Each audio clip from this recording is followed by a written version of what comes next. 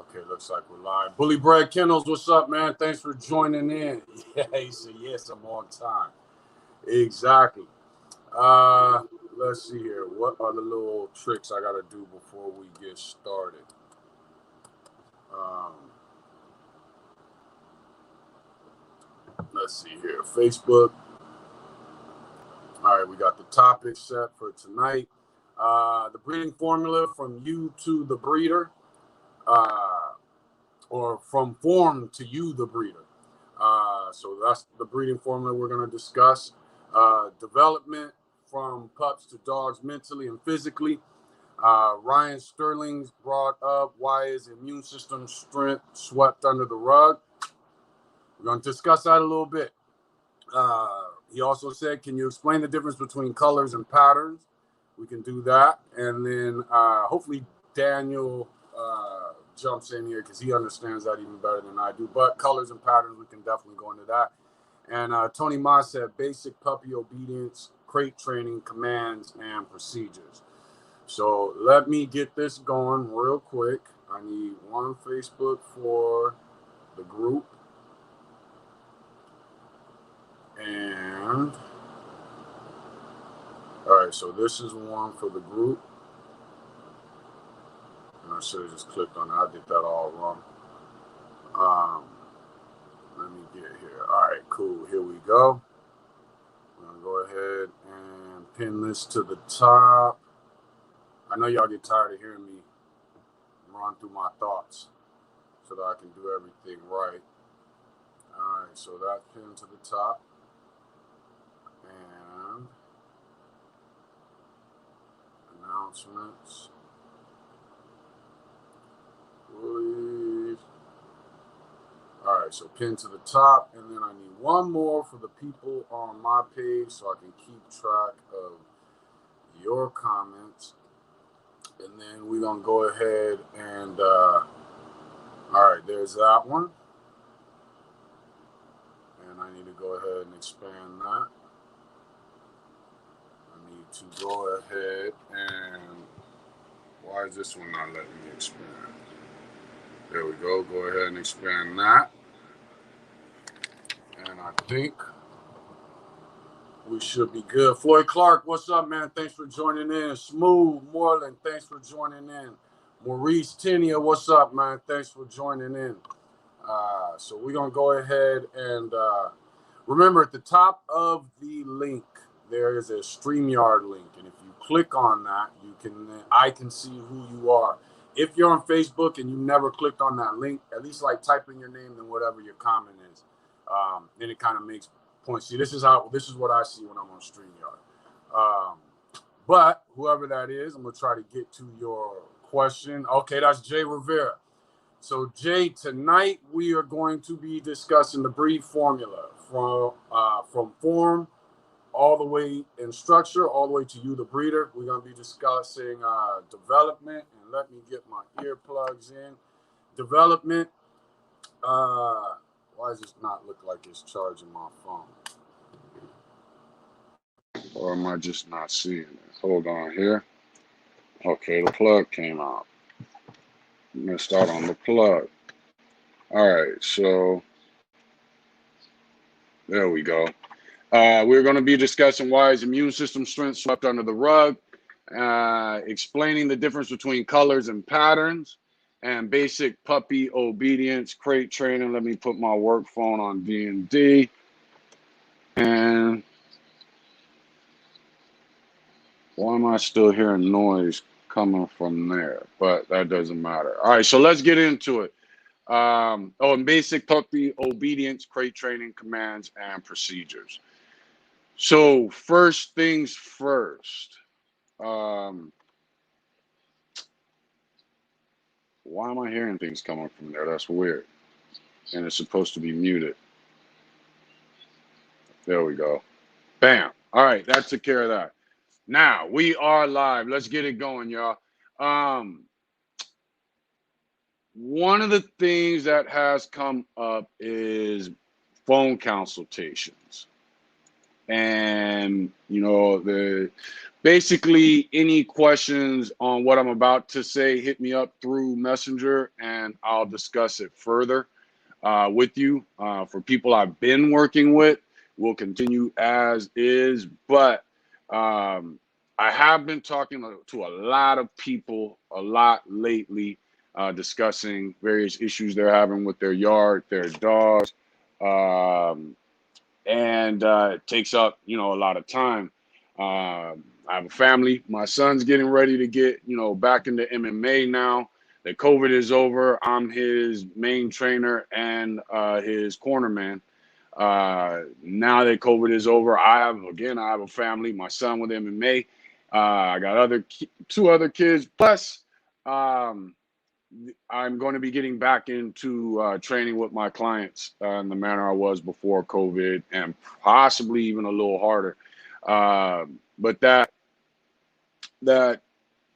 that pays, but the travel to those clients or work I may do with their dogs at my home, these things all take up time. So I've been helping a lot of you over Messenger and talking over the phone, and that has its downfalls. Even with clients that I had before COVID, switching from face to face, it's one thing to work with somebody for 3-4 sessions and then all of a sudden you're having phone conversations because you kind of know the person. And make sure you let me know that you can hear me. But when it switches to phone conversation, that becomes a lot more difficult. Bryce Lee said, "We made it to the live, baby. Let's go. Blessings to y'all over there. Blessings to you too. Thanks for joining in."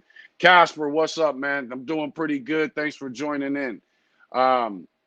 But with everything that's going on and with my plans, like I said, it takes up a lot of time. So I'll be helping I've been helping a lot of people through Messenger. And like I said, it has its downfalls. You have calls that drop through messengers. I'm not present. Um, I'm not prepared. You're unprepared. We get caught because I don't really know your topic as of yet. It's all over the place. It's random. It's by chance. It makes things difficult. And then a lot of times I'm talking to you, and some of you guys I've talked to for 2 hours. A couple of weeks ago, I talked to a gentleman and his wife. I've talked to another guy and his son. But it's random. And then then something pops in my head and then I'm calling you back. So I just got to figure out a way to organize it. And especially with my time. So because when you and I are talking, you're only seeing the success of the end result, not the experiences that I've had, the preparation, the work that goes into it before the call. Or like I said, when I realize I missed something that I should have said to you and I feel the need to call you back and discuss the matter further, that can lead to a whole nother hour. And I think when things are more concise, it won't take as much time. You don't see the time it takes from my family and training clients, and especially, that are paying me and those that are on the phone with me, especially when we get to that last phase of whatever the training is that I'm doing with them. And then others, from social media. And then I can't see you. It takes experience and training to get you to understand what it is I'm trying to convey. And you will. But again, it takes time, it takes experience. But in person, I can show you what to do and work with you on, repeating it. But I don't have to give you a bunch of details, even though I might charge more for in person, of course. But you don't need all the details because you get to watch me, you get to see me. I just kind of be with the flow of what's going on. Whereas on the phone or through Messenger, though it's cheaper, I have to explain what to do and get you to understand it in detail based on you and your dog's mentality and also physical. So understand, I only avoided doing this before because I enjoy helping and I enjoy the conversations that come with it. I think it is something that's good for the community. But if you ask me for something where when you ask me for something, we're going to get it done. That's it. We're going and we're going to bring out the best in your dog or that situation. It's going to take consistency or work or from you, and it's going to take it from me. And you have to be ready to put in that work for your dog or your program, especially with me not being present. I talked on a live recently where, you know, older breeders were complaining about breeders not listening to them and coming to them for advice, but they're not buying a dog from them, or coming to them from advice and turning to someone else and using that person's advice rather than the advice that the older or so-called OG gave them. I didn't really get what the breeders were saying with that. If you get advice from me, but you choose to use advice from somebody else, I don't have a problem with that. Because if that advice from that person doesn't work, then you can use the advice I gave you. Or if that advice does work, hopefully you come back to me and you tell me what you did that you know that you learned from if you got something from someone else. So I didn't really understand the problem that older breeders have with newer breeders not using their advice. I thought that was kind of funny. And the other thing is, when you come to me about an issue, I get obsessed with things when it comes to dogs, um, and it doesn't disappear. I get focused on that. So after that first, we can set a first session, and then all of a sudden, second session shows up, and you're a no-show, and I've been racking my brain coming up with ideas to help you in your situation. So it's just a lot of conflict with the way things have been going. So when it comes to consultations, give me a second to read some of the comments. BTB Kennel said, been sick for 2 weeks, but I'm back. I missed these lives. Thanks for joining in. I'm hoping you feel better. Sorry you were sick. Sorry to hear that. Someone from Facebook said, I just jumped on, so maybe I didn't hear, but what are you doing? We about to go into that in just a second.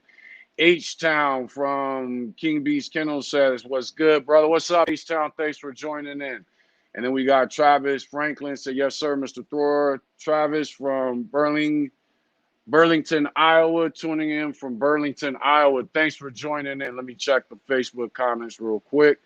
Daniel Nunez, so he can help possibly with this whole color and pattern thing. He said, I just jumped on, so maybe I didn't hear. But what are we doing? We about to get into that, and I think so. That was his question that was asked. Who else is on here? Chewy, what's up, man? Thanks for joining in. Who we got? Stephanie Andrade with the Game Bred Frenchies. Thanks for joining in. So let's go ahead and get into it. When it comes to consultations, because of the things that I just stated, this is the way things are going to play out. Again, if you and I have been working over the past few days, the past few weeks, this does not apply to you. But from this point on, this is how things are going to go. Basic dog talk, from basic to experienced dog husbandry of all breeds. We're looking at $50 an hour. 90% of the time, it will be less than that. We'll be discussing whatever you want, plus nutrition, and I'm just naming different things that people bring to me, but nutrition, proper fasting based on breed and age, immune systems, which is going to be one of the topics tonight, coat and skin issues, wound care, medicine, herbs, supplements. I'm not into supplements, but we can always discuss that. Basic exercise, breaking down dogs based on your vision and purpose, not mine. Performance, work, shows, pets, whatever your vision or your purpose is. Breedings, preparing for litters, being prepared for saving pups, if that's what you choose to do. Some people don't get involved in saving pups. Whatever happens, happens. And there is an objective and a positive side to that. Understand when you do come to me about breedings, I don't, and this has been back since I was young, I don't deal with bloodlines. So there are some things with bloodlines, but I deal with the dog in front of me. And if his bloodline backs that up, then great. But I deal with the dog in front of me. So when you come to me about breedings and it's a bloodline, tell me what you know about that bloodline and show me the dog in front of you, plus your objective, what it is you're trying to accomplish. Again, shows, performance, pets, whatever it is you're looking for, protection. Understanding and breeding the drives and their thresholds that make up your dog's temperament. It's something I get hit with a lot. Exotics, I've been having exotic breeders come to me. Understand, I don't know the direction when it comes to exotics. So, are you guys going the new Frenchie route, the new English Bulldog route, the next Shorty Bull? And when it comes to that, y'all, if your exotic, as it gets better and better, is starting to resemble the Shorty Bull, just stop, hit up Jamie Sweet, go get you a Shorty Bull and pay that respect. Y'all don't come to the closest thing you could come to the Shorty Bull, but not give that respect. Another subject that comes up a lot is discussing keepers, what you should be keeping, what to look for, what should go to pet homes based off, your purpose or the purpose of your clientele. Getting rid of insects, flies, mosquitoes, parasites, parvo, emergencies. These are the things that come up when it's basic dog talk. And when I say emergencies, that's another thing. When you do have an emergency, for those who have hit me up, send me a message on Messenger with the issue and your phone number. If I don't call you in 30 to 60 seconds, then just call me through Messenger, because I get a totally different sounding notification that is longer. I will call you back because Messenger messes up, and then I'll have your phone number. And if you have my Cash App or anything like that, don't just send money then call me. Don't do that. Wait for me to answer you the phone, and then we go from there. When it comes to obedience training, I do three 1-hour sessions only for $65, because you're doing all the work. All I'm doing is talking to you over the phone, watching you on video. But when it's all said and done, you're the one that's doing all the work. So it's 3 sessions for $65. The $65 covers each session.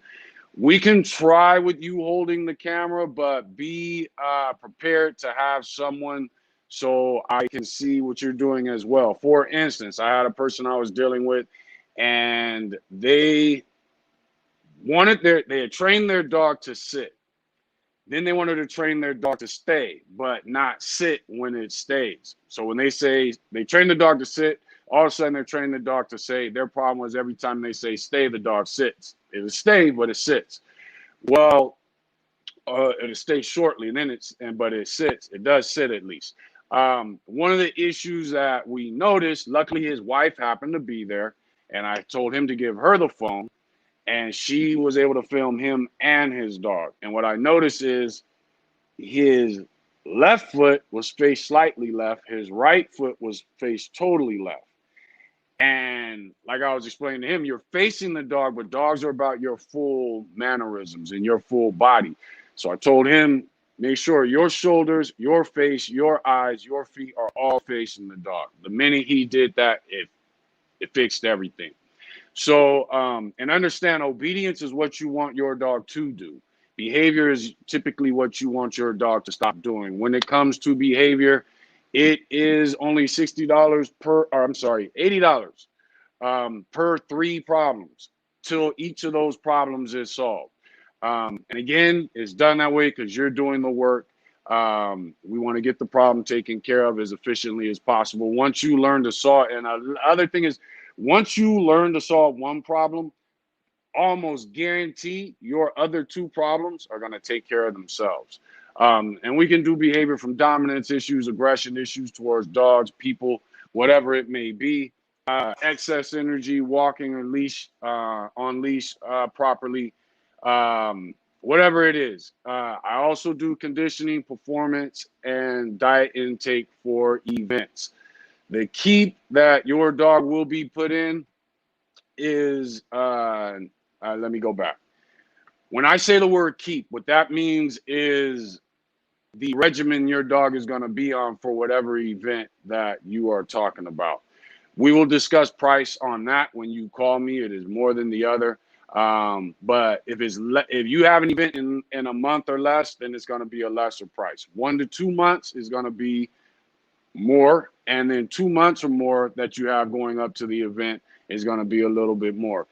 The reason is you're going to be receiving this regimen. We're going to discuss it. You're going to receive it in writing. There will be a build up and then a build down for conditioning and food intake up until whatever the event is. Some situations taper down long before the event. Some situations taper down just before the event. And depending on what you're doing, some situations don't taper down at all. But I, at my age, am willing to go ahead and just give you everything I know. I used to get paid by people to condition dogs. I will not be charging as much as I charged by then because, again, you're putting in all the work. But I'm going to be giving up everything when it comes to conditioning, proper dehydration for preventing methods of dehydration and rehydration for preventing muscle and mental crash, and the dog being able to maintain its intensity. The keep is designed based on the purpose and when the event is, how much time I have to get you and your dog ready. So whether it's weight pull, agility, herding, conformation shows, fun shows, hunting, catch dogs, bay dogs, hounds, both sight and scent.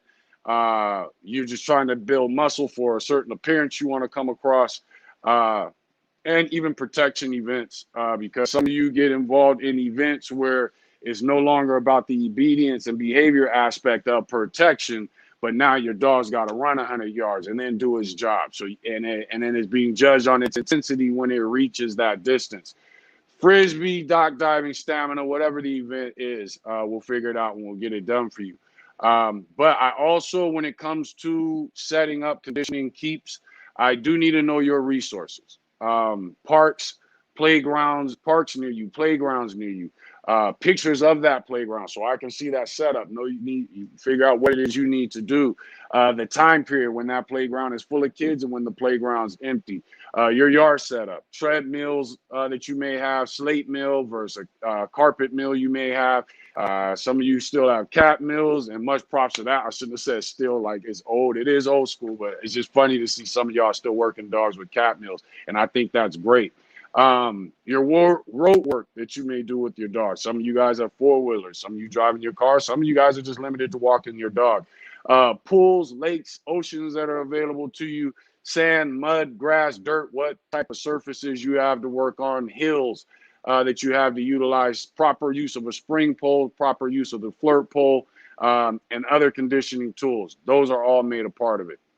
Lastly, the thing that I offer, and we'll discuss the price when you call me privately, it is extremely low because you're doing all the work yourself, but home and perimeter and family protection. I do not do any type of protection training as far as like bite work when it comes to the phone. That is something that is for a professional to be there on hand. And if I'm not on hand, I don't want to get involved in that. It's just irresponsible. But what home and perimeter and family protection, I will do a little bit of object protection with you.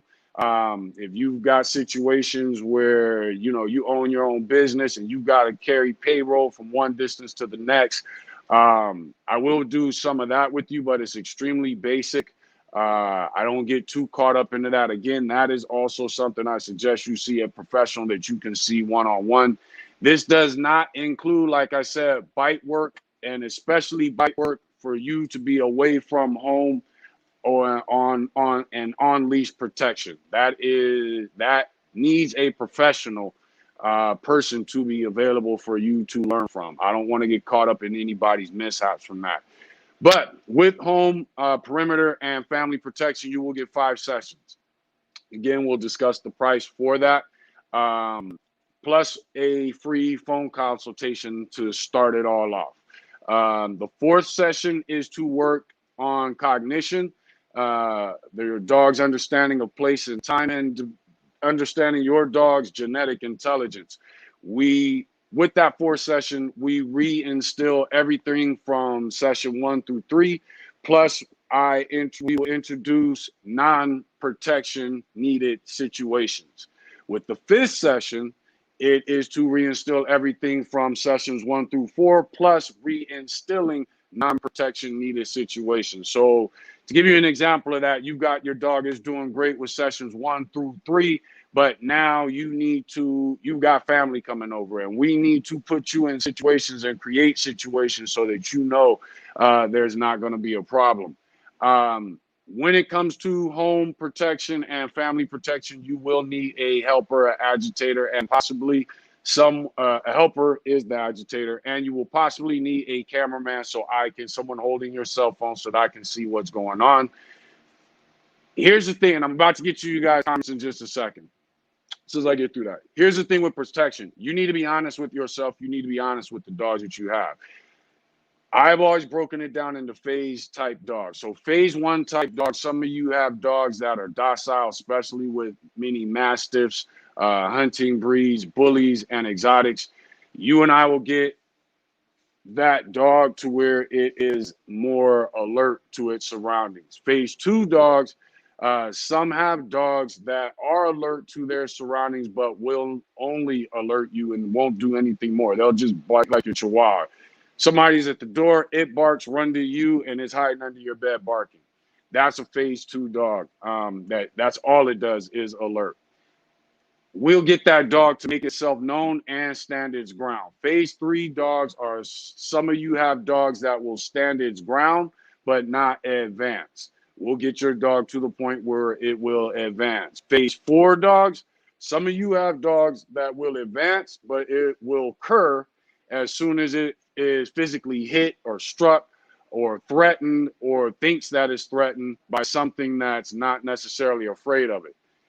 For those type dogs, there's nothing I can do about that unless I'm present. So there's nothing I can do about that in a phone conversation.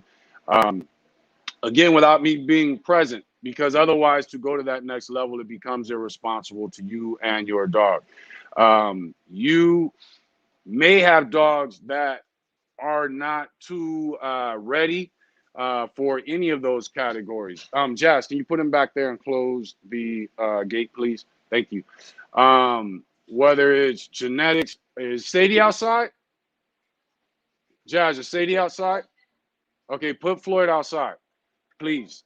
But again, you may have a dog that won't do any of those things as I discussed because of breed, because of genetics, because of its drive threshold, because of mistakes you've made in the past. We'll discuss that beforehand, but we'll find out and we will get the best out of that dog so that you can move forward and get what you want. Again, if you have any questions regarding that, hit me up through Messenger and we'll go ahead and we will get into these topics. Now, let me see here. Where are we when it comes to the topics? So for the topics, let me get back to Facebook. All right, so here we go. Let me read you guys' comments real quick before we get going on the topics. Let's see, looks like there's no comments there. As far as StreamYard, Travis said, Mr. Thor, for you, you can just call me Daryl. You don't have to call me Mr. Thor. But for you, your thoughts on feeding my APBT in my XL Bully. Oh, XL, I'm thinking, what's an XL Bully bean? Okay, so your APBT and your XL Bullies beans for carbs intake, specifically kidney beans and northern beans and black beans. Beans are good for your dog. I've used pinto beans before. I would suggest mashing them up so that your dog gets the most out of it. But beans are good for your dog. It's a good source of protein. It's a good source of carbs. What you do have to make sure of is if you are doing other things on top of the beans, you might want to pull back, but you can judge that based off of what your dog's stool looks like. Everybody needs to pay attention to their dog's stool, and you'll be able to kind of figure out what you need to come back on or continue with. What's the best? Somebody asked, what's the best pet insurance? I have no idea. I don't really get involved. I'm old school. I don't get involved in all that. I try to make sure we have the money for my dogs if emergency is needed for the vet. But most things I do that take place with my dogs and that I do with my dogs, I do on my own. I don't really need a vet other than C-sections, surgery type things. So I can't answer that question. Someone else asked, putting $50 a month into a savings account that you don't touch. Exactly. Sinatra says, speaking those fake dog terms. We're going to get into that. Exactly.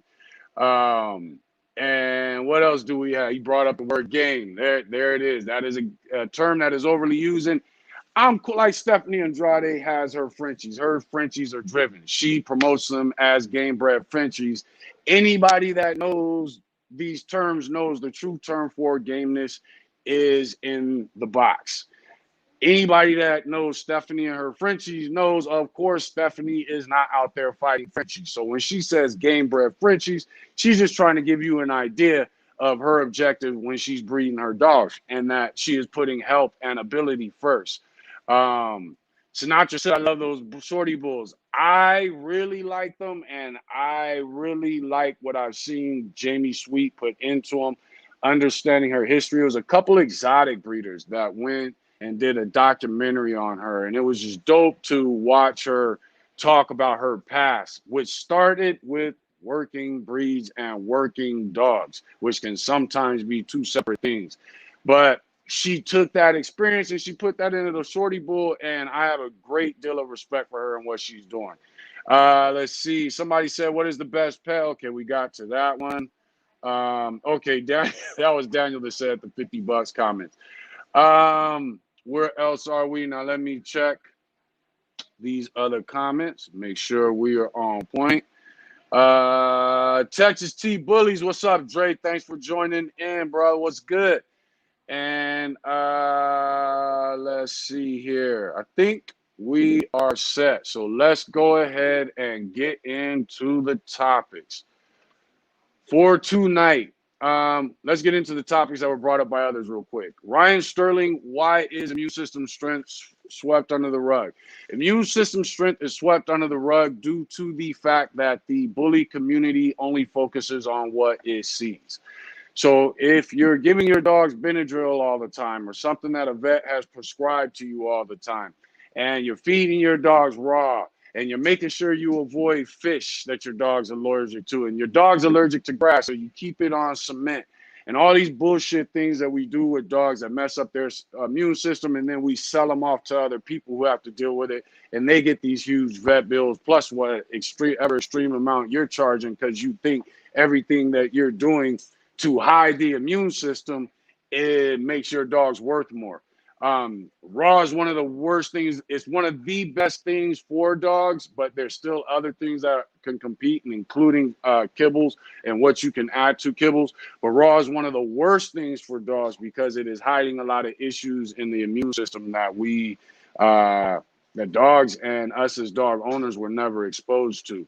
So that's why it's getting under the rug. It's getting swept under the rug because a lot of breeders are lazy and they don't know dogs and know what to do if it does show itself. And that's the real answer I have for that. Someone, let's see, Ryan Sterling said, can you explain the difference between colors and a pattern? Color is what you see. It's that thing. The pattern is the shape of the color. That pattern may be random. Merle causes random patterns. Merle is not a color. It takes the colors that are already present and then it throws a pattern. It's kind of like it's just throwing random bleach on that color. And then it throws a pattern to those dogs or that dog. I think that's the best way to really understand it. Things do get twisted. For instance, when I was young, a tricolored dog was didn't have the markings, the tri markings of the Rottweiler, the Doberman. That was called a black and tan. So you had Beagles and you had that were tricolored. They didn't have any markings, but it just meant 3 different colors. Now, if you had a tri dog, and let's say it had a white chest, we didn't call that a tri dog. If it was black and tan and it had a white chest, we said he's black and tan with a white chest. We didn't call that a tri dog.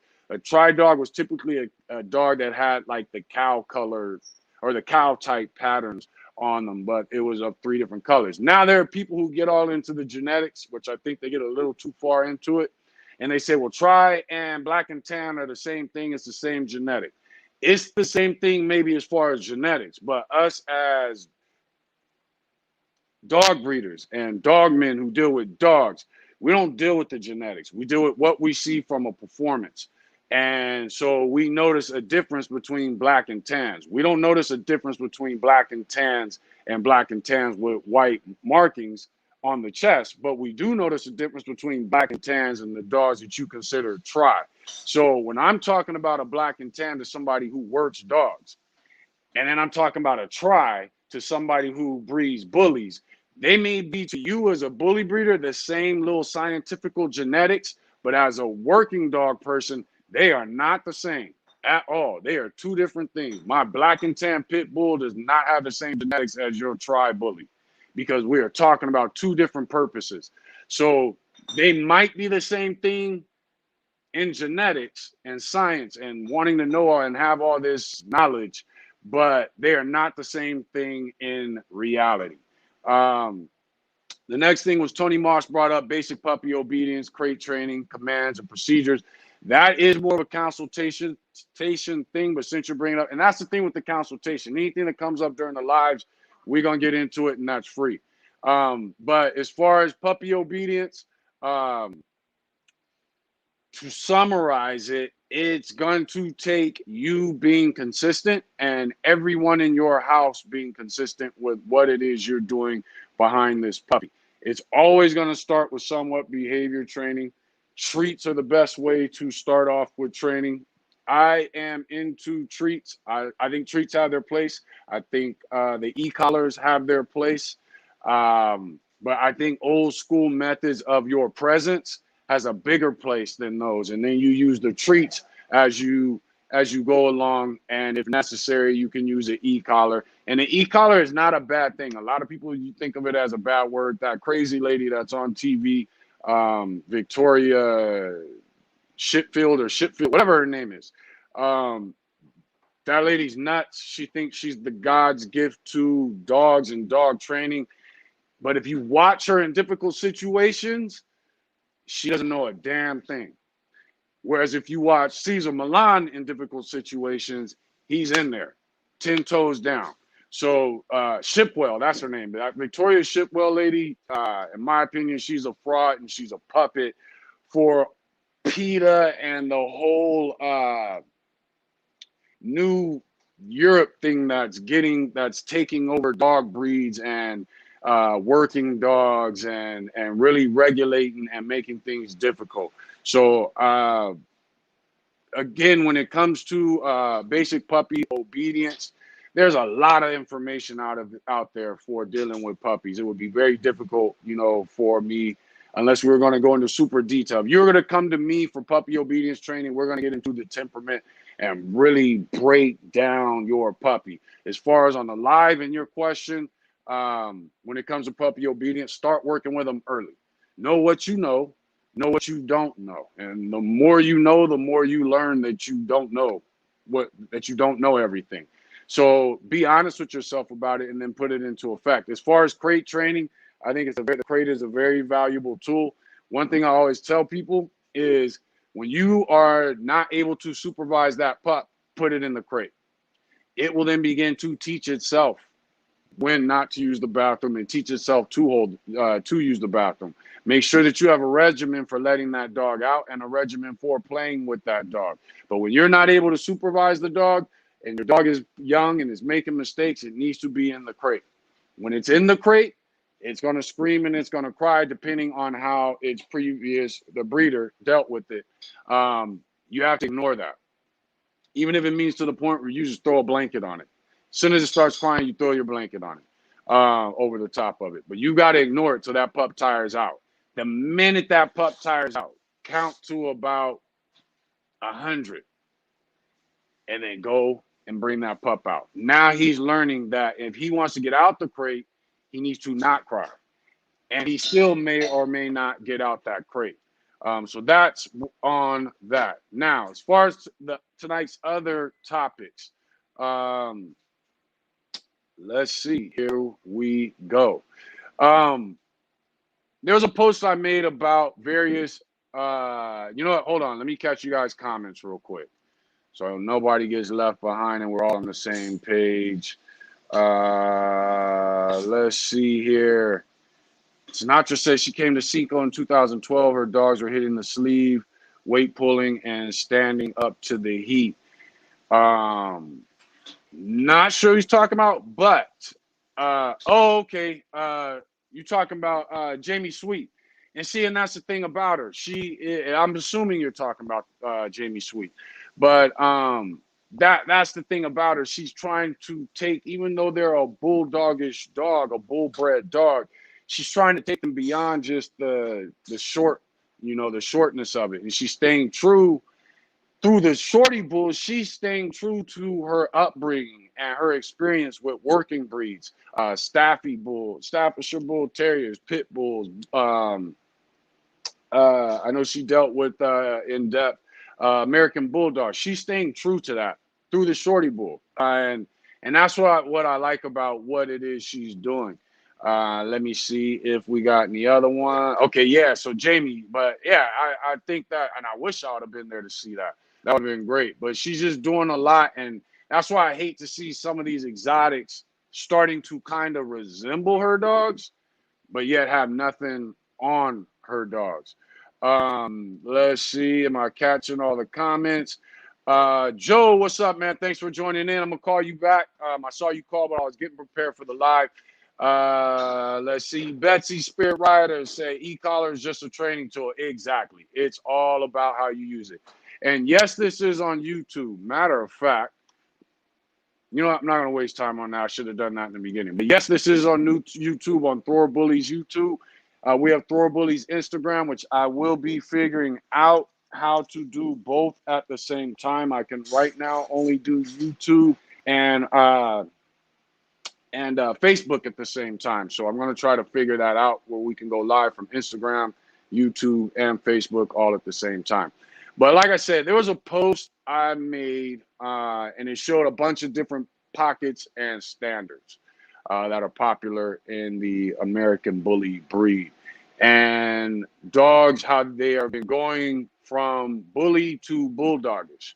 There was another post that I made which showed the ABKC and UKC Grand Champions and the things people aren't willing to.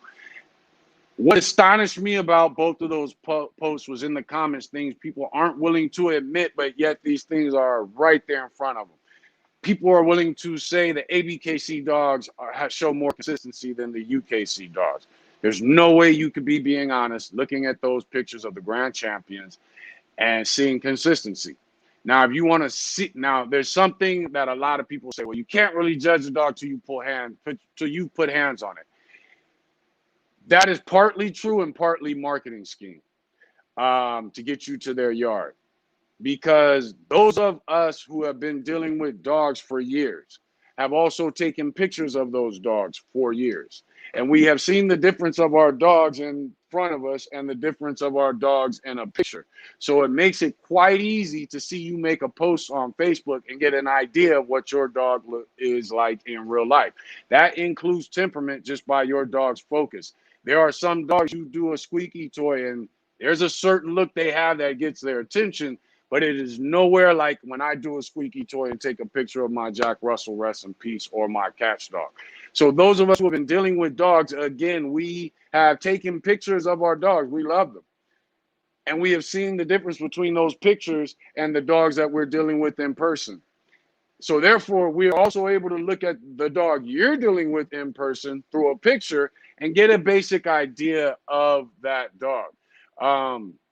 But people weren't willing to just admit what they were looking at for whatever reasons.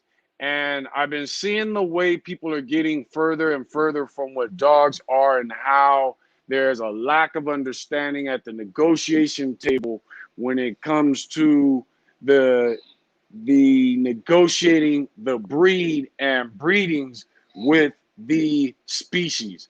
The more you remove natural process, the more you hamper the ability and the true value of a dog. And eventually the breed and the dog that's in front of you of that breed. For every action, there is an equal and opposite reaction. We've all heard that. So you have to know what you're doing to create balance between what you want and what the species wants, regardless of what breed it is. For example, with the Greyhound. Oh, I've also had a lot of people hit me up, and I'm going to get into it, about views. I don't worry about views. I know because of things that I say that a lot of, especially the bully community, disagrees with. They don't want me to see them watching the live because it pops up, says who's viewing, although I'm on StreamYard, so I don't really see that anyway, so you could actually get away with it. But they also don't want other people seeing them watching their live. So when they see a live, they either type my name in, and I know this because of one person. That person and I had a few disagreements, and we talked yesterday, and they were willing to admit what they were doing when they watched my lives. So they would type in my name on Facebook, get the live to pop up, and then watch my live from the outside. So that way I couldn't see them come in, and people don't see them involved in the live. But to me, the views aren't an issue. Most of the views come after the live anyway, so I don't really worry about that.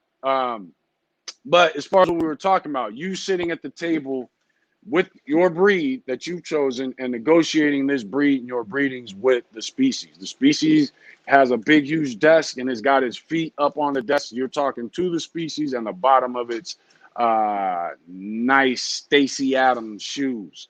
Okay, so when it comes to, that lets you know I'm old school. But so for example, when it comes to the Greyhound, at some point we decided we wanted a faster dog. So we sat down with the species and we said, we want the fastest dog out there. The species said, okay, I'm going to give you that. But what I'm going to do is I'm going to create a dog that is super focused on sight. So it's going to take a lot of distractions when you're trying to work with it. I'm also going to give it that speed, I'm going to make its bones a little leaner. And when it hits certain speeds on certain surfaces, it's going to snap its legs. It's going to have injuries. When it comes to the pit bull, we said we wanted the best fighting dog. So the species said, okay, I'm going to give you that. But when I give you that, that means dogs that you don't intend on it to fight, if you're slipping, they're going to get attacked too. It's going to have a lot of energy so that it's successful at what it does. When it comes to beagles and scenthounds, it's all the same thing. We are in a constant negotiation with the species on behalf of the breed. I love and people need to understand that. And for everything that you get, you're going to have to give something.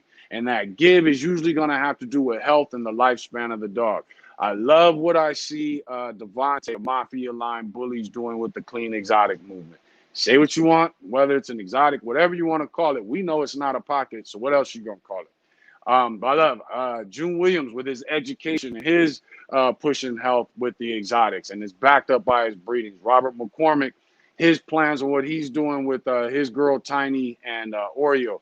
Jason with his XLs and Bay Boy Bullies. He is into what appeals to the masses, but he also sits down with the species and the breed, and he logically figures out that balance. Luna with Mystic Moon Bullies. Danny Cervantes, you see me do lives with him. We go live every Monday, me and him and Raul with Second to None Bullies. What he's doing with Champion He-Man, the XL movement. And the list goes on. H. Lee Robinson with his band dogs. Fred Duran with Primo Line and Grand Champion Dooley. You can say what you want, but Marlon Greenan, why is my mind going blank? Braxton O'Neill with DDK9 and the work that they put in, the work and the training that Marlon pulls in. When all you're focused on is what you see on YouTube and, you know, his lives. But there's a lot that people put in, and I respect them for that. There's more I'm forgetting, and so I'm going to stop naming people because I don't want to leave anybody out. But these are people, whether they understand the formula for breeding or not, these are people who get it when it comes to dog breeding. The dog formula for breeding is this: form or structure are going to follow the breeder. So you need to know your purpose. I was asked earlier, what is our purpose for Thrower Bullies? And I'll get into that at the end of this topic. But here's the formula, and it's butt naked truth, as is. Form follows function, which is an architecture term. But beyond that, when it comes to life, function follows purpose, and purpose follows the breeder. who are you, the breeder, as a breeder? What's your experience with dogs? Why do you still have dogs after that experience? What is it about dogs that you love? I, for instance, love what dogs are capable of doing a little more than I actually love dogs. I can admit that. Why are you breeding litters now versus in the past? What are your successes in dog husbandry? What are your failures? What are your successes in breeding? What are your failures? Are they based on the breed or the species? Do you know the balance between the two? Um, you can't say I breed the average English bulldog and the average pug that tends to be overweight, then claim that you know the balance. Because if you're involved in that, then you don't know the balance. Now, if you're involved with English bulldogs and pugs, but they've got a tuck at the back just before the hips start, and the back legs start. They're built. There's some muscle there. Then you can say you know the balance. But if all you're doing is breeding a dog strictly for a home, sitting on the couch companionship, when dogs are already a companion breed, then you can't say that you know that balance between breed and species. Let me get to your comments real quick and see anything that I might be missing. Let's see. Let's see. Travis said, you are appreciated for your information, context. God bless to you and your family. You know what, Travis? Thank you. I appreciate that. And God bless you, too. I'm about to turn on this air conditioner in a sec. I've been holding off. Let's see. Edwin Westby said, hey, I got a fourth pick female coming from QBN. So should I feed her raw or kibble, in your opinion? Best thing you can do is call Raul and find out what he feeds, because he's the breeder. He's the breeder of her mom, her dad. That's the best thing you can do. And Raul is a wealth of knowledge when it comes to nutrition and these breeds and conformation. So that is the best thing you can do. It would be dumb for me to answer that question when I was just on live with Raul yesterday. So I don't want to go against anything that he might be doing with his program. I would say hit Raul up, ask him. He also does consultations, or again, he's another. If you hit him on his live, he'll answer your question for free. I would say, since you have a dog from QBN, go ahead, pay the money for that consultation, and that way you can sit on the phone and discuss everything in depth, because it's not just about what raw or what kibble you feed, but you want to also discuss with him the temperament of his dogs and how you should be considering that with the dog you got from him. Let's see. Rick Libre said, Rick in Southern California tuning in. Thanks for tuning in, my Southern Cali brethren. Let me go and check on Facebook real quick. Make sure there's nothing I missed. I think we're good. Let me hit reset just to make sure. Come on. Why are they trying to take a while to come up? Joe said, cool. Yeah, I'm going to hit you back, Joe. He also said, QBN dogs, not my style, bully. I get it, because Heather with Oily Drop Bullies, and there's a vast amount of others that breed more for a functional dog and a dog that is healthy, so that they don't have to deal with customers that have dogs that died on them in 6 years. 6 to 8 years. There's a lot of breeders we have to understand that are going for that extreme look, and their dogs average 6 to 8 years, but they're not telling you that. So when it comes, I love what Raul's doing with what he's doing, but yeah, I mean, if you're not into his style, you don't want bully, you want more bulldogish, then you're gonna that's not gonna be your thing. I'll be honest with you. Joe said, stop it. It's honest. We can talk about it when I call you later. I do plan on bringing down the height that we have in King, but I'm never going to cross that line into extreme, because I have too many people that come to us for dogs, are cool with the bully breed, and at the same time, they do want a dog that can run you down.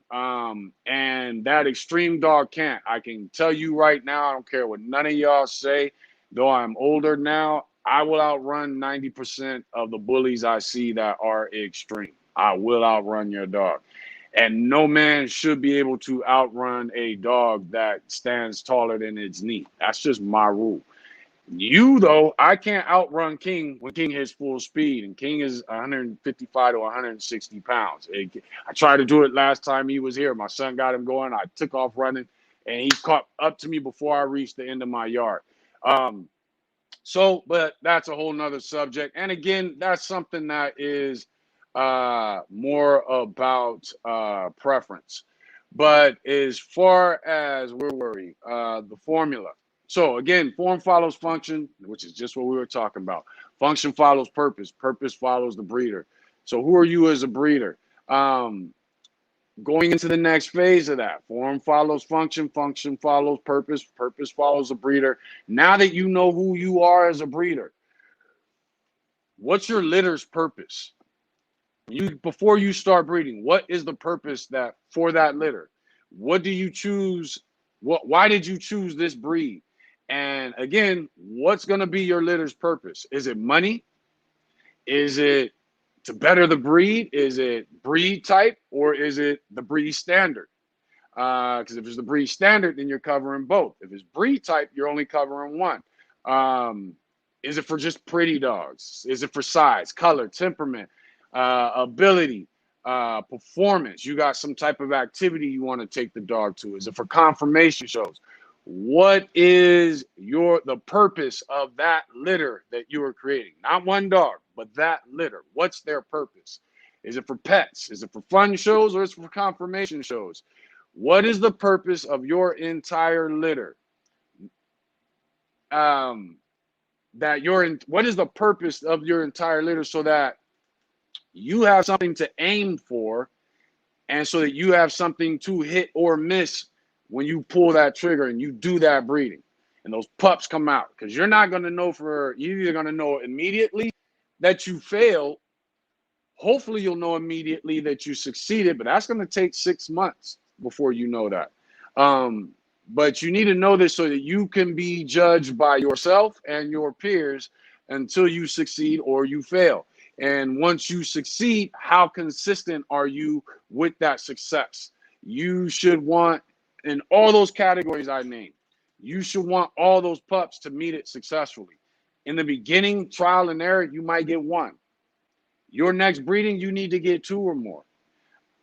Eventually, all of them should be successful at whatever your objective, whatever your purpose is in breeding. Some might be more successful at it than others, but it should still be consistent so that you get a litter, not just a pup, when it comes to breaking that down. Let me check on StreamYard real quick. Mr. J said, so many people are just in it for the money. They have no idea of who they are with these dogs, just making money. I agree 100%. I believe that is the majority of the breeders.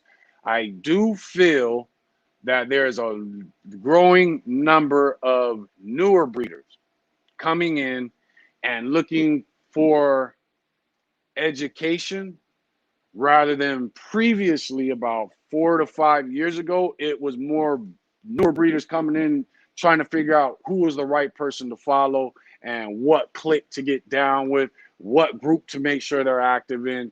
Now I see more and more breeders coming in with a purpose that they're trying to achieve in their own education and understanding of the breed.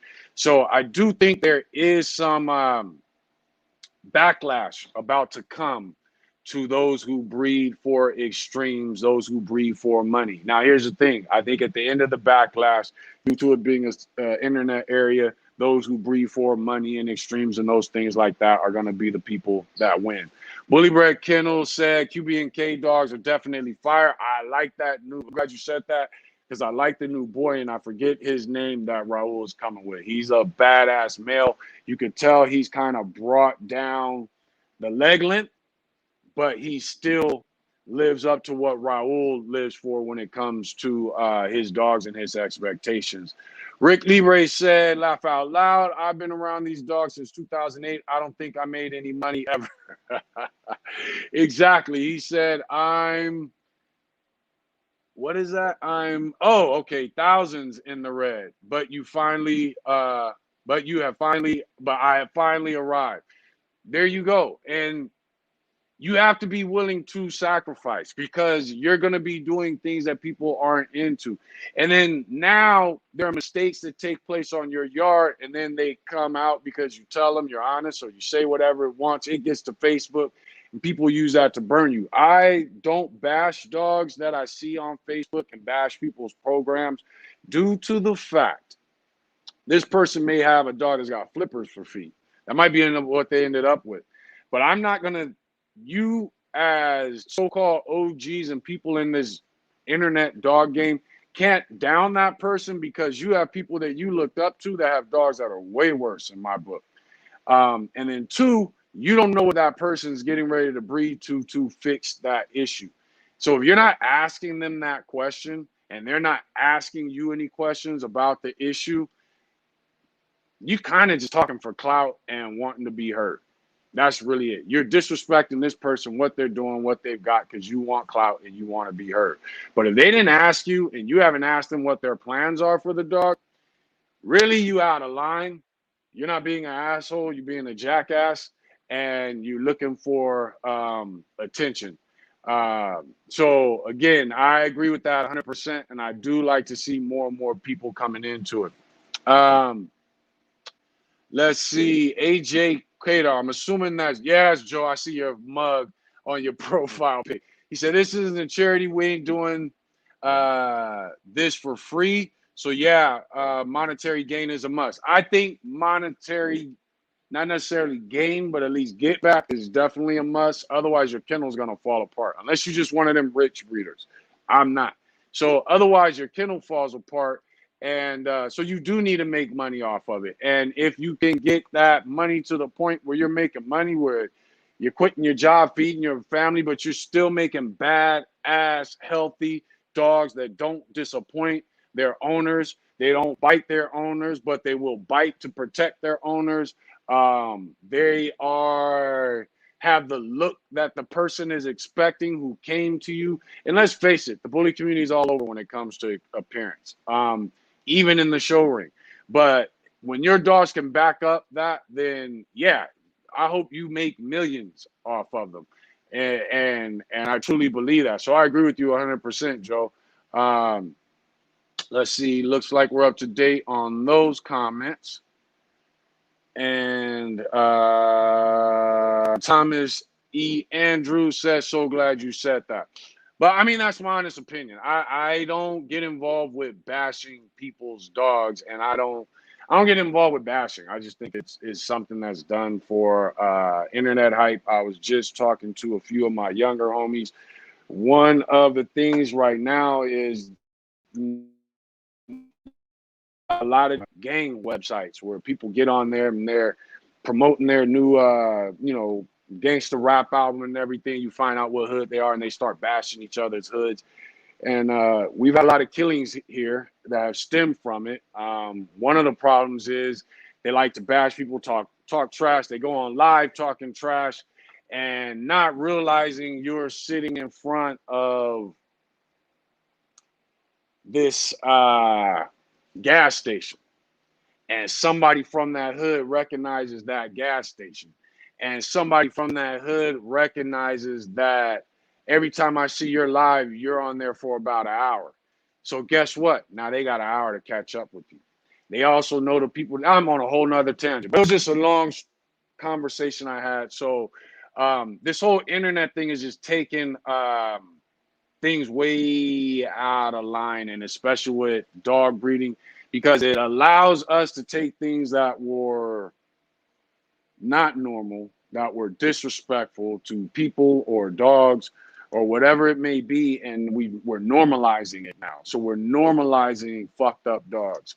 We're normalizing breeders who are scam artists because we're just overhearing it and we're overseeing it. And So at some point, somebody needs to take a stand. That is not my role. I'm new to this breed, just like the rest of y'all. That's not my role. But it's going to get there. You know, I'll say that because a lot of this needs to be fixed. And a lot of people say it's the registry's job. No, it's not the registry's job. Their job is to put on shows, promote the breed in its best light, and keep track of your paperwork. It's us as breeders' jobs to um, have checks and balances on each other and call each other out. You know, if somebody's doing something wrong, you ain't got to hit them up on Facebook. You know, they rip somebody off. Hey, you ripped this, hit them in their inbox. Hey, you ripped this dude off. What's the deal? If that breaks your friendship with that person, then they were never your friend to begin with. But we got to start taking a stand. Joe said every dog is a walking vet bill, not mine. I have dogs that have never been to the vet. Cardi Bull wouldn't be going to the vet if it wasn't for C-sections and C-sections, and that's it. That's it. But not every dog is a vet bill. But like I said, until getting involved, and the only reason we're doing C-sections is because you bully breeders, as old as I am, y'all got me paranoid and nervous. But eventually, our plan is to reach a point where we take a couple of experimental dogs off of our blood, whether it's 3 to 4 generations, and they are able to breed naturally when we get more consistency, and they are also able to give birth. That is our end game when it comes to the XL American Bully. But as far as all dogs are walking vet bill, no. All breeders that breed dogs are a walking vet bill. Um, that are a walking vet bill are the walking vet bill, but not all dogs are a walking vet bill.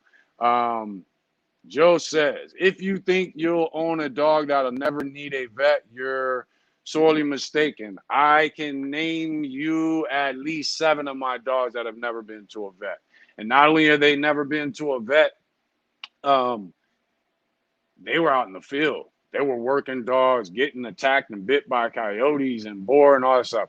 You need to learn and talk to more dogmen, Joe. That's what I will say. And when I say a dogman, I don't mean breeders. I don't mean vets. They're not dogmen. Dogmen, as far as somebody that has experience working dogs. And you will see that there are a lot of dogs, even fighting dogs, that never went to a vet and were successful at what they were doing. Because the person there knew how to stitch them up, do whatever it was. But there's just it's just no need. It's just not all dogs need to go to a vet. So not all dogs are a walking vet bill. And we need to kind of get out of that train of thought, because if we're to even be okay with that is a problem. And me and you have a heart to heart when I call you today. Rick Libre said, I'm not a dog breeder. I'm gonna be honest with you, as many breedings as I've done, I don't consider myself a dog breeder. Most of my breedings were based off of what I needed or someone else needed at the time. And I got into bullies, and so I guess I'm a dog breeder. But it feels weird to say I'm a dog breeder, as many breedings as I've done. That's why I don't even call myself, people will call, oh, well, you're a dog man, da, da, da. That's why you this. I don't call myself a dog man. I just do dogs. That's what it is. As far as what titles come with it, who cares? But you said I'm not a dog breeder. I'm an owner. I've watched and taken notes for over decades before I produced my first litter of 2 XL puppies. I'm very proud of my 2 dogs. There you go. And I bet you will probably reach your expectation more than a lot of these other people have. Joe said, I'm one way or another way on taking your dog. No, you can't be, because there are some people that will never need to go to the vet. There are some people that will need to go to the vet, and there are some that may do.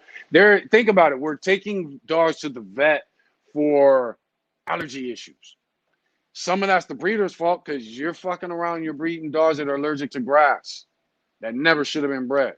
Some of that is the owner's fault, because educate you a little bit and you'll fit yourself a little bit and you'll figure out things you could do to boost your immune system. So it's all a give and take. Joe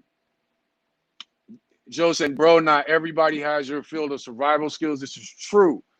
But I have dogs that I've never had to do anything with as far as getting them through surviving that have just never been to a vet. I've had Labradors that have never been to a vet, and they never worked.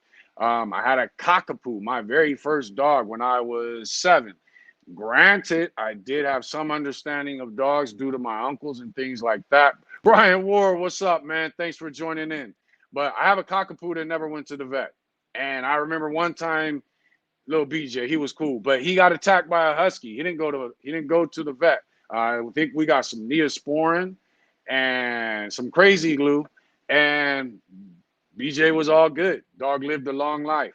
But so there are dogs that, regardless of what they're being used for, never have to go to a vet. And I think we need to respect that. And I think our breedings need to be based off of that. Doesn't mean you'll get there, but I think it needs to be your aim. Other than that, it's like, why are we really breeding? And should we be bringing life that suffers into this world if we don't have an understanding of that? Because nobody has children with the expectation of those children for the rest of their life are going to need a doctor. There are people that don't need doctors. Mr. J said, not every dog is, let's see, no, every dog is not a walking vet bill. Every dog does need shots, but multiple ear infections and multiple trips because their skin is too sensitive, et cetera, et cetera. Exactly. It just shouldn't be necessary.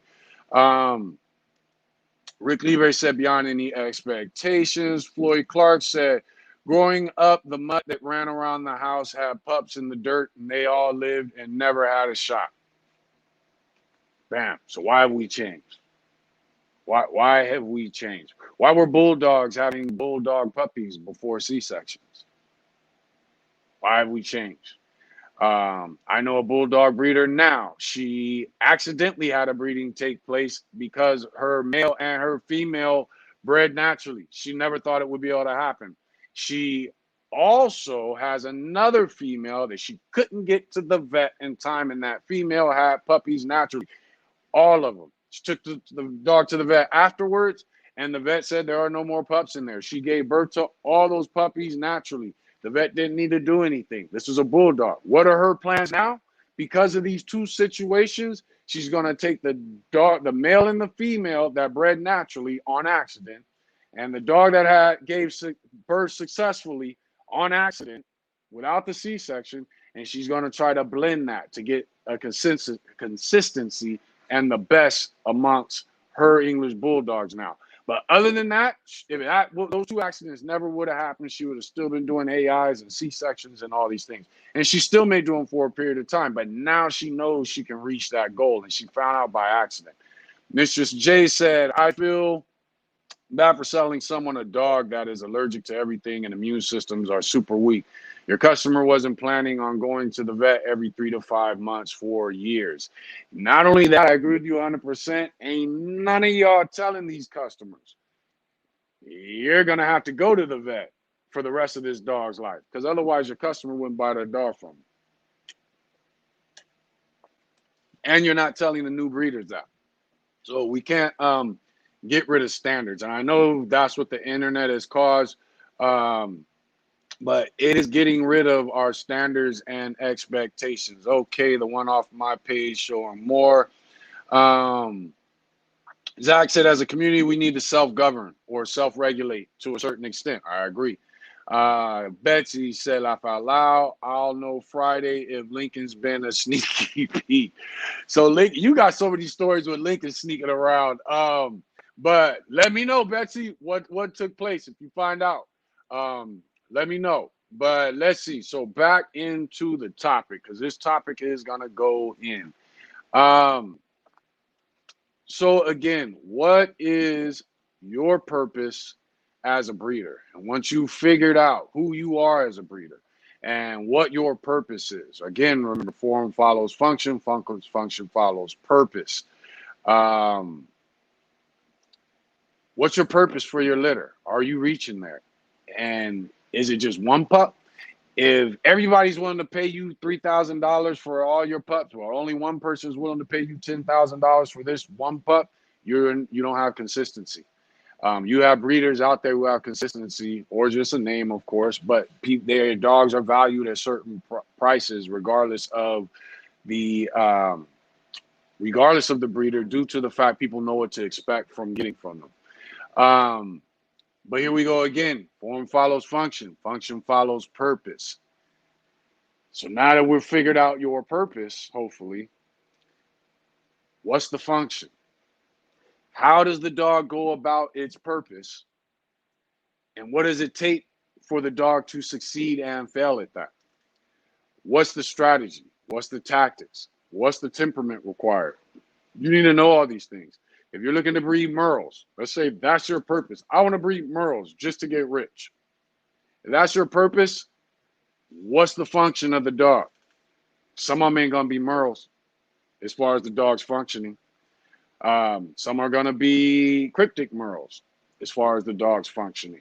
Some of them will be Merle as far as the dog's functioning. But what is your strategy and your tactics and the dog's strategy and the dog's tactics involved in this function?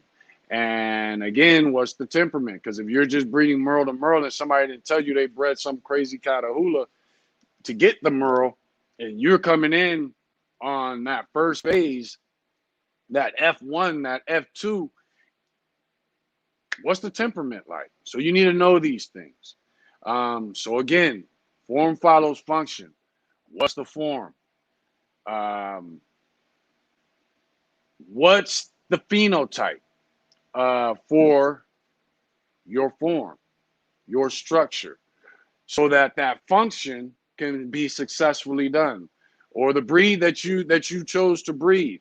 Because I know a lot of you don't just breed American Bullies. Some of you in the working groups like Dogs of Grit that we run and things like that. But what's the breed, and how are you going to, what's the phenotype that is needed for your dog to achieve this function? If you want to breed XLs that can jump at least 3 feet high, what's going to be the form that comes with that functionality? Don't forget, the temperament is a phenotype made up of drives, and these drives are made of thresholds. So don't forget that, you know, temperament is a phenotype made up of drives. So the mental has a form also. It has a structure also, not just the body. And don't forget that each drive is made up of thresholds, and that's their function. Everything about your dog is based on how and why you breed for the mental of the dog and the physical of the dog. So you need to think about that. Earlier, actually, before I get into that, let me catch up with your comments. Let's see. Verena Teitano said, any info on what is breeding to properly sell dogs, like what documents might be needed as per license and what not, just just curious. All right, hold on, I'm about to get into that for you. When it comes to breeding, we have a situation where we have learned we do need contracts. Heather from Oily Drop Bullies makes a lot, and cool, you're on Facebook, Verena. But Heather from Oily Drop Bullies makes a lot of contracts for various reasons, various purposes. As far as licensing, you need to know your county laws. Where I live, you can have up to 4 adult dogs, and you can have 1 million dogs under 6 months old. So hold on, Floyd. So you need to be aware of your local county laws. When you start getting to the point that you need to, and the reason those laws are like that is because this is America. And so America kind of regulates its way of regulating a little bit. We're starting to lose that. But right now, for where I live, you can have up to 4 dogs and up to 1 million dogs that are under 6 months old. And the purpose is in that is so that you can breed without having to get a kennel or a breeding license. So you need to understand the laws in your area. When you start getting going, you're on your 3rd, 4th generation, you need to get your kennels license, your you should have gotten your LLC beforehand, but your kennels license, you really need to get that. But understand the ins and outs of your kennels license. You have now given your county the ability and authority to come and check on you and your kennel as much as you want now, and as much as they want. In some places, they just look at the kennels, they don't look at the household. In some counties, it's your whole property. Wherever those dogs are, it's all of that. So let's see who else here. American Bully, Mini Mr. CUT said structure equals not too many structure, not too many have it or even know what to look for. True. Color, most do have. Purpose equals 90% of them. It equals money. I agree 100%. Joe said, of course, I want the most healthy dog possible, but like Thor said, you have to give something up, but that doesn't mean you're a bully looking dog. That doesn't mean your bully looking dog is going to be unhealthy. Got to choose wisely. I agree with that 100%. I think we also need to have an understanding within the breed of what is considered healthy. What is the lifespan? What is the dog capable of doing? And then we'll understand what we all as a bully breeders collectively truly think of that word health and its definition. Because right now, where a lot of us aren't on the same page. Damian Moss said, hey, Daryl, me and Lisa are looking for a stud for your girl. Can we use the group for our girl? Can we use the group to find one? Yes, the rules are going to be, don't say I'm looking to breed who has a stud available, because then it lets Facebook know that and you have to remember with Facebook, Peter is a stock investor in Facebook. So owns a huge amount of stock in Facebook. What you can do is say, let me see all the studs out there. And then as long as you're in the group, checking on the group, just scrolling through, you're going to see people posting their studs. So when you see somebody posting a male, you'll know right then and there that that is based on them putting there for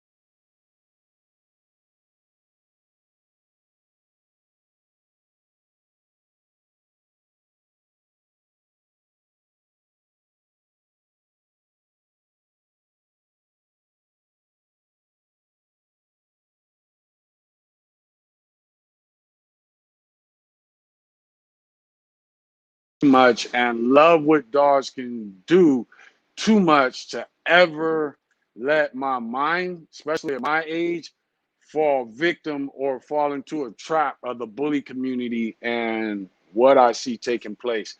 Nobody has to agree with me. You're just going to have to watch out for me when I say we now have not only Thor bullies, but we have Thor bloodline. When we get to that point, that's when I'm going to say, I ain't going to lie, I'm going to rain hell. If Facebook and the social media community is still in existence, we haven't moved to whatever else may come, I'm going to rain hell on it because it is too many people that just don't give a shit. And some people is accidental, but they're also preventing themselves from learning more because every time they learn more, it goes against what they're comfortable with. But the minute myself and my cousins and my cousin and Thor bullies and the Thor family is able to say, this is our bloodline, working dog breeders are going to be able to use it. Band dog breeders are going to, well, maybe not them. But those who want to do things with their bully are going to be able to use it. And that's going to include the show ring. And that's going to include the lady that just wants to sit on the couch and watch Netflix and lick ice cream with their dog. It's going to include all that. and it's gonna be able to eat pedigree.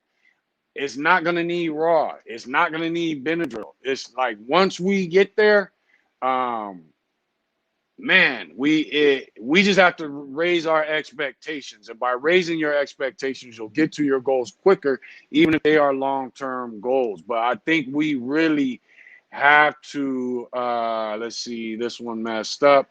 I think we really have to lift our objective, our standards, our expectations, and go back to our parents. Everybody on this live right now, let's admit, if you had a dog and it died at 5, your dad, maybe not your dad, because some of y'all are actually young. So maybe not your dad. So let's go to grandfathers. If your dogs were consistently dying at 5, 6, 7 years old, you know your grandfather would tell you you got some shit going on that ain't supposed to be going on. You know it. So why would we be cool with a breed that dies at 6? You know, you're not gonna give me 10. You know what I'm saying? Why would we be cool with that? Especially a breed that, though we want it compact, it still stands above the knee.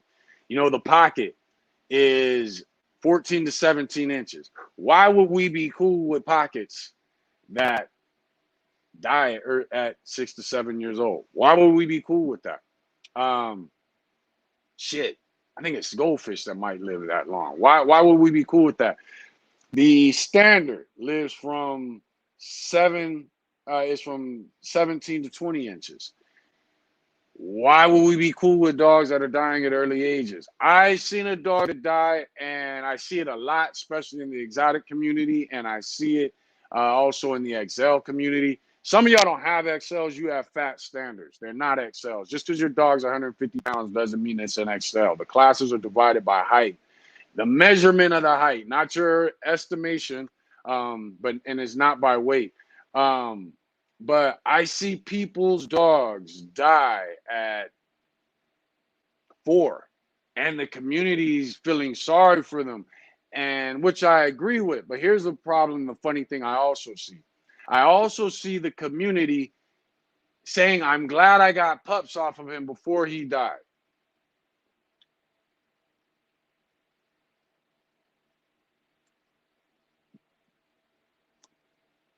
It's not on mute. I can't think of a response to that. Why are you glad that a pup dies?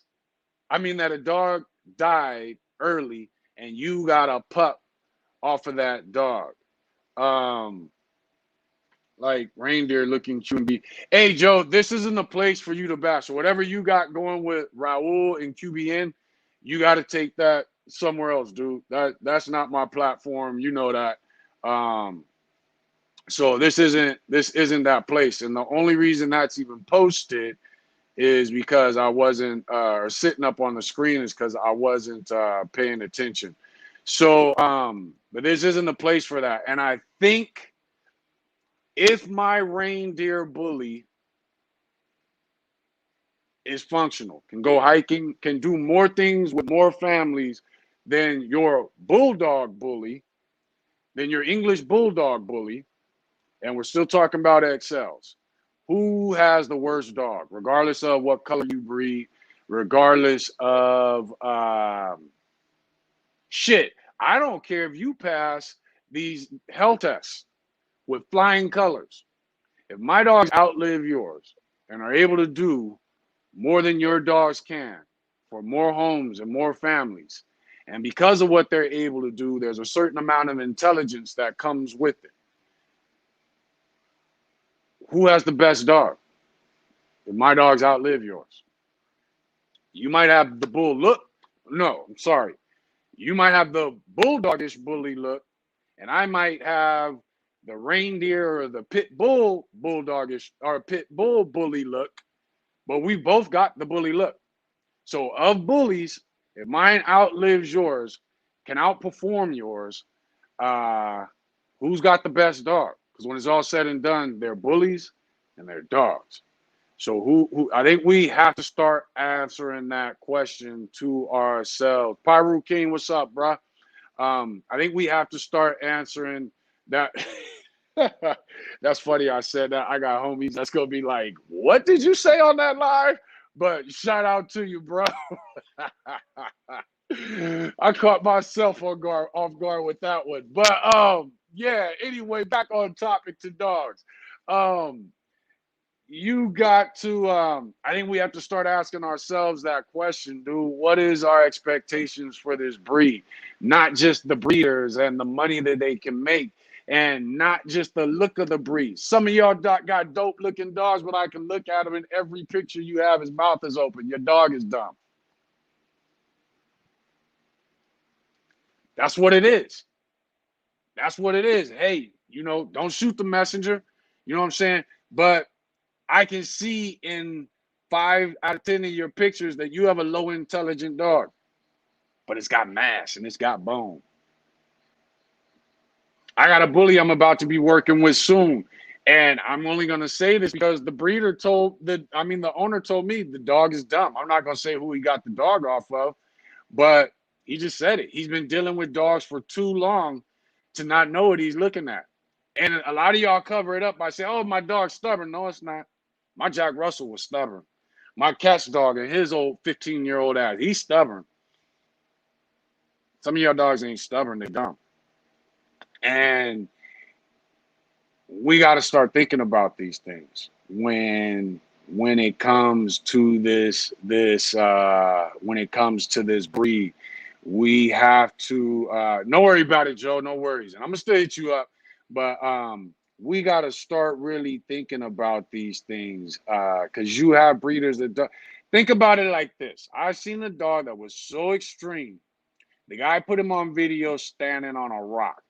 There were 2 dogs. Both of them were on this big rock. The dumber of the 2 dumb dogs was starting to lose his balance during the video. And he never adjusted. He never used his own gumption and his own dominance to kind of say, hey, scoot over so I can get back up. He just kind of slipped off. And they attribute it to the rock being wet, which the rock was. But the problem is your dog, it never came across his mind to adjust his footing so that he could stay on the rock. It never came across his mind to help move this other dog over a little bit. It's dumb. And because we attribute dumb to being a bad word, nobody wants to say it. And I come across like an asshole, which I'm cool with as long as I don't come across as a jackass. But we also have to remember some of the words that we use are insults are true descriptions of people and things. So if a dog is dumb, stop lying and calling it stubborn. That's not stubborn. The dog's dumb. Betsy's in there throwing up laughing emojis rolling. And it is sad, but it is the it doesn't show your emojis. It's the truth. We have to admit it. Most of our problem dogs. See now, all right, everybody go get robbed. That is not what I was saying. It's in the exotic community too. But from when you take the standard and the classic, there are. I see some dumb dogs. I'm gonna go ahead and say it, but I don't see. Actually, not in the classic. I don't really see too many dogs that just exude stupidity in the classic, but I do see in the pocket, the XL, and the exotic dumb dogs. Jamie Sweet with the shorty boy. I still have yet to look at her dogs and see a dog that comes off as dumb. It may not listen. It may even be difficult to train, but I don't see dumb in her dogs. I see it in exotics. I see it in some Frenchies. I don't see it in Stephanie Andrade's Frenchies. So at some point, we have to admit that there are words we use as insults to each other, to bash each other's dogs. But the truth is, those words also have true meanings. And some of the dogs we breed fit those meanings. They fit those insults. They are dumb. They are unhealthy. Just like some are reindeer. Very few reindeers come off dumb. A lot of the extreme bulldogish bully dogs come off dumb because you guys aren't thinking about the intelligence of the dog. And you don't even have the ability to think about the intelligence of the dog because a lot of you guys just got dogs in kennels and you're not breeding accordingly. You can't breed accordingly because you're not spending time with the dogs. It's just an ongoing messed up process in your yard that's messing up your dogs. When we breed, we are thinking about all of that. And that's why, like I said, somebody earlier asked you what it is that we breed for when it comes to Thor bullies, and we'll get into that. Verena said it's heartbreaking that people don't care about the long term of their dogs for the first couple years. They say it's their champion or their champion son or champion daughter. And once they are done being used, let me switch over here. They're just there's just another dog that they no longer call their kid. And that's just my opinion, no disrespect, just what I've seen. Verena, that's not your opinion. It is fact. It is fact. People in this game move on extremely fast and they do not care. Let's see. Mr. J said, you made me reevaluate my pup from a healthy living intelligence standpoint. I think he passed. And that's what it's about, because let's say this. Let's say he right now as a pup passes with flying colors. 6 months he passes with flying colors. At a year he passes with flying colors. Then you get another dog. You get to take your pup and compare that other dog. Now when you get this other dog, you might get to say, damn, this dog is dumb compared to my first pup that I had. And I don't think I'm going to breed it. Maybe I'm going to sell it to somebody else just to get it a good home, and I'll go on the hunt for a new dog. Because you have expectations and things that you can chart. I got to show you guys my chart one day, but it's on paper, all these things, and it's based not off of my temperament chart is not based on a breed, it's based on dogs. So it evolves based on the dogs that I'm breeding at the time. But I can go back for about 20, 25 years and to those original dogs anytime I need to. Anytime I want to pull for something I'm not missing. Actually, I would probably never show that temperament chart. That is something that keeps me grounded in my experiences. And that is like the one secret I will never divulge. It will always be handed down to family. But I have showed you guys similar charts and how to make your own temperament chart when we were talking about temperament breeding in a live. So I won't show you mine personally, but I have showed you how to make that chart and get the basics of that going. But we at some point have to be honest. Now back to, hold on. Looks like we got that. Back to the topic. So as far as that topic, I'm going to finish it up with this. I was asked what our purpose for our breedings of XL American Bullies are. And Floyd, cut it out. See, I can't cuss at him the way I need to cuss at him with y'all on the live so that he stops.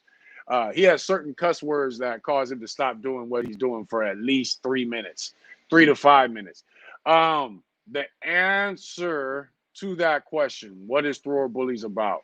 And what are we breeding for? The answer is a purpose-driven dog for all purpose-driven dog owners and for most dog owners, period. And that's what it is. A purpose-driven dog for any dog owner.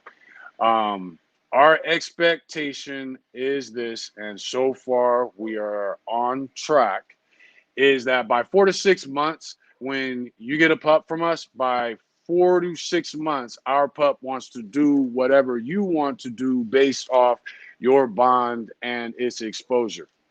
By 6 to 12 months, our pup is addicted to doing whatever it is you want to do intensely based off our exposure, based off your exposure to it. When I say your exposure, I mean you exposing that pup to it. By 12 to 24 months, our pup should perfect whatever it is based off the breed, the bond that you have formed with it, and of course, again, based off the exposure, but now the consistency of that exposure to whatever it is you want to do. That sums up Thor Bullies in a nutshell. Our pups will come with what we call a get started purpose instruction manual. So you will get things on health and nutrition. You will get some things on training, and you will also get, again, what we call a get started purpose instruction manual. Kind of got that idea with talking to my cousins about the King Corsos that he used to breed. And then also when I was selling dogs to people who wanted to work those dogs, but they weren't saying that, they're giving the detail, I started realizing, okay, I need to give a little more detail with the dogs. So we're taking what we have experienced from driven dogs or aggressive dogs, and we're now bringing that to our bullies. Now that we've had our 2 litters, we'll do this third litter, third breeding, and we will start making that part of what we give to people because we're all now dealing with more inexperienced breeders. But that's our goal. Our pups will, like I said, come with that, that purpose manual that breaks down how to go about the basics of your purpose in the first 4 to 6 months. That's all the manual goes over. So anything after that is going to require training or consultation if you need it from whoever you decide to get it from. But that first from a pup, it just needs a pup. At 4 to 6 months, you really need to start pushing the purpose. And the manual that we give goes over the basics of that purpose from 4 to 6 months old and what you need to do and be consistent with doing, from whether you just want a social pet, a family guardian. When I say social pet, I mean a dog that you could take anywhere. Dog beach, dog parks, PetSmart, Tractor Supply, what's the coffee place, Starbucks, whatever it may be. Do you want a family guardian? Do you want to participate in performance events with Thor Bullies dog?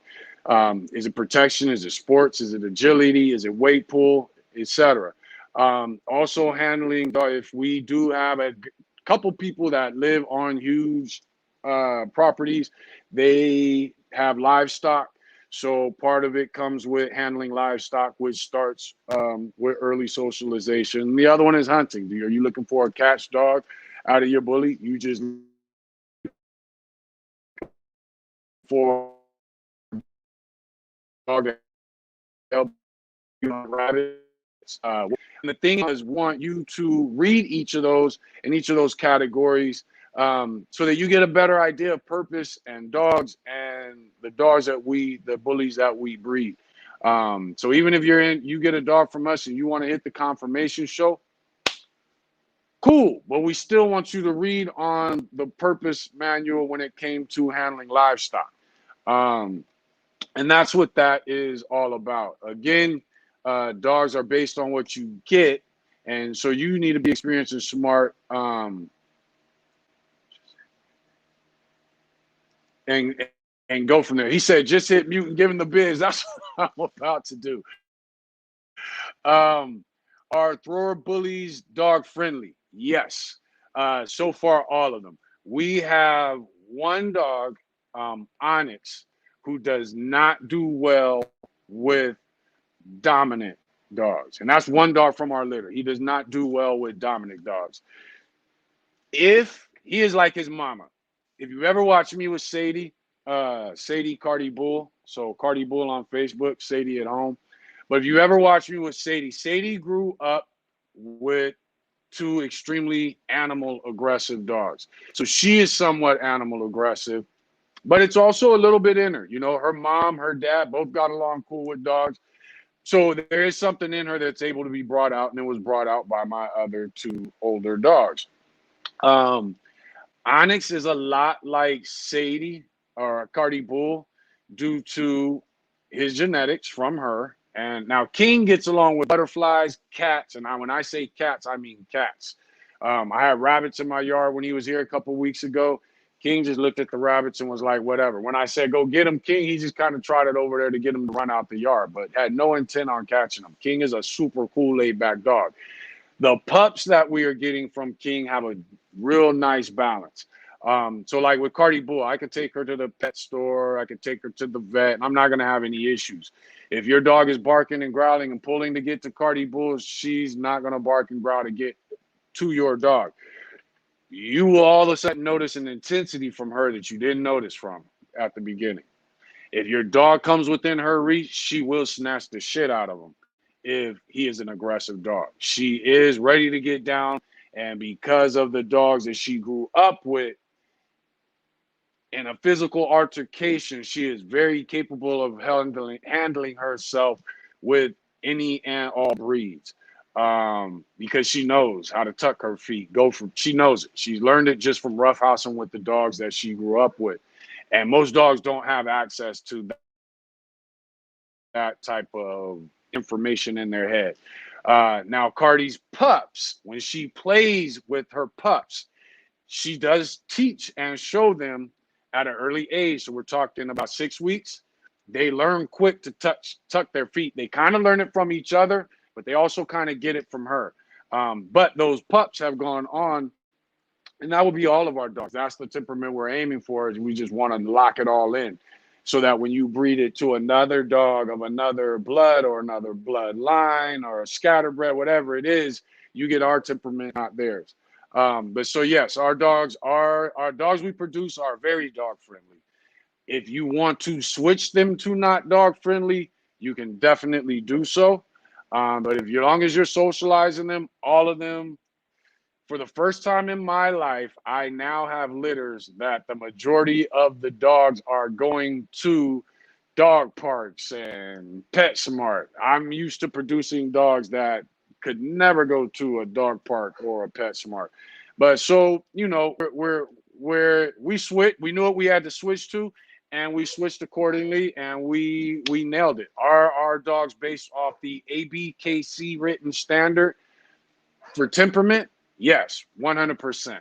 Are they based off the UKC standard for temperament? The only two differences is the UKC is a little more lenient to a dog aggressive dog. So therefore we went the ABKC route. And the UKC also expects the dog to have a temperament that is willing to compete and perform in performance events, things like that. The ABKC, and I think I said AKC, but the ABKC version of the American Bully, they're not looking for that. The most they're expecting from you is the show ring, and that's pretty much it. So we breed for the ABKC temperament, crossed with the UKC temperament. So yes, our dogs are dog friendly. Are we intentionally breeding for dogs that get along with cats? Yes, if it's your cat that the dog grew up with. If it's a cat from your neighbor's cat, that's not what we're breeding for. Let's see. Rubbles Gaming said, amazing. It's hard finding bullies that have good drive and can work, but are not dog aggressive. You know what? Most working breeds are not, and working dogs are not dog aggressive, because they typically have to work in a pack or with other dogs. So you should be able to get that in bullies. I think the problem with the XL is people don't pay attention to their temperaments. And so that's why you kind of get the extremes in temperament. Have you ever bred the XL bully to another breed? No. We got into bullies. We will always keep it true to bullies.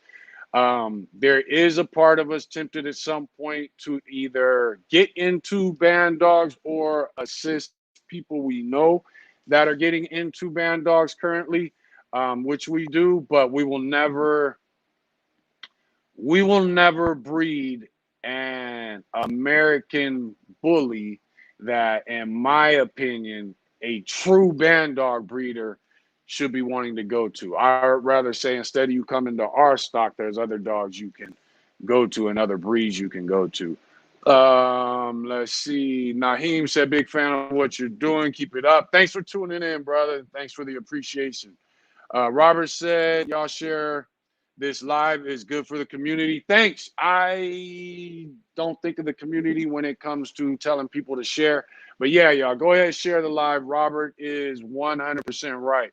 But so for those who are asking, what is the purpose of thrower bullies? Since I told you to ask that question for yourself, um, it's I just told it that is our purpose for our dogs, for our bloodline, and for everything that we plan on doing with the breed. Now back to the topic at hand. Because so hopefully I answered that question. And as far as more detail on that, we are just looking to a purpose driven dog for the average dog owner. We are looking, so whatever your purpose may be, we want a dog that is able to fulfill that purpose and that you can also mold and adjust for that purpose. And we are providing you the genetics to be able to do that. I had somebody hit me up once, can I use your dogs for hog hunting? Yes, but you would have to think about it. Are they going to have the temperament to run and the body to run 2-3 miles, finally get to where the bay dogs have the hog at, and then join in? You know, if you drive them up to it, you should be good within 50 yards. But are they going to have the mentality, and you're working with them, are they going to have that mentality that when you get, that they can run 200 yards, get to where the bay dogs are, now fight that hog and not let being tired impair their temperament when it comes to handling that hog and holding on to that hog. That's not something I would say we're breeding for, but we are breeding for a dog that can go and handle hogs. And if you want to take our bullies to breed a catch dog, you'll be able to do that. I would say right now at the stage we're breeding, they're too big for that. They're too massive. And a lot of times large dogs get injured by hogs, but just to kind of touch on that real quick. Now, next topic. Let's see, we got through that. But that kind of summarizes that question for those of us who are asking about, thrower bullies and what our intent is.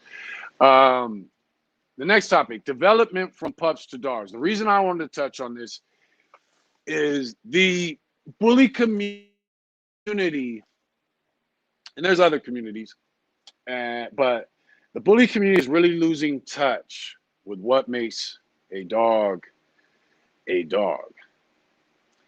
And the reason your dog is what it is because of the things that took place over 20,000 years ago that will never be able to breed out of dogs. And as we attempt to breed them out of dogs, they were overall we'll call it a breed, but it won't be. It'll become another species. We are very satisfied with, what appeals to the eye. The internet is solely based off what appeals to the eye.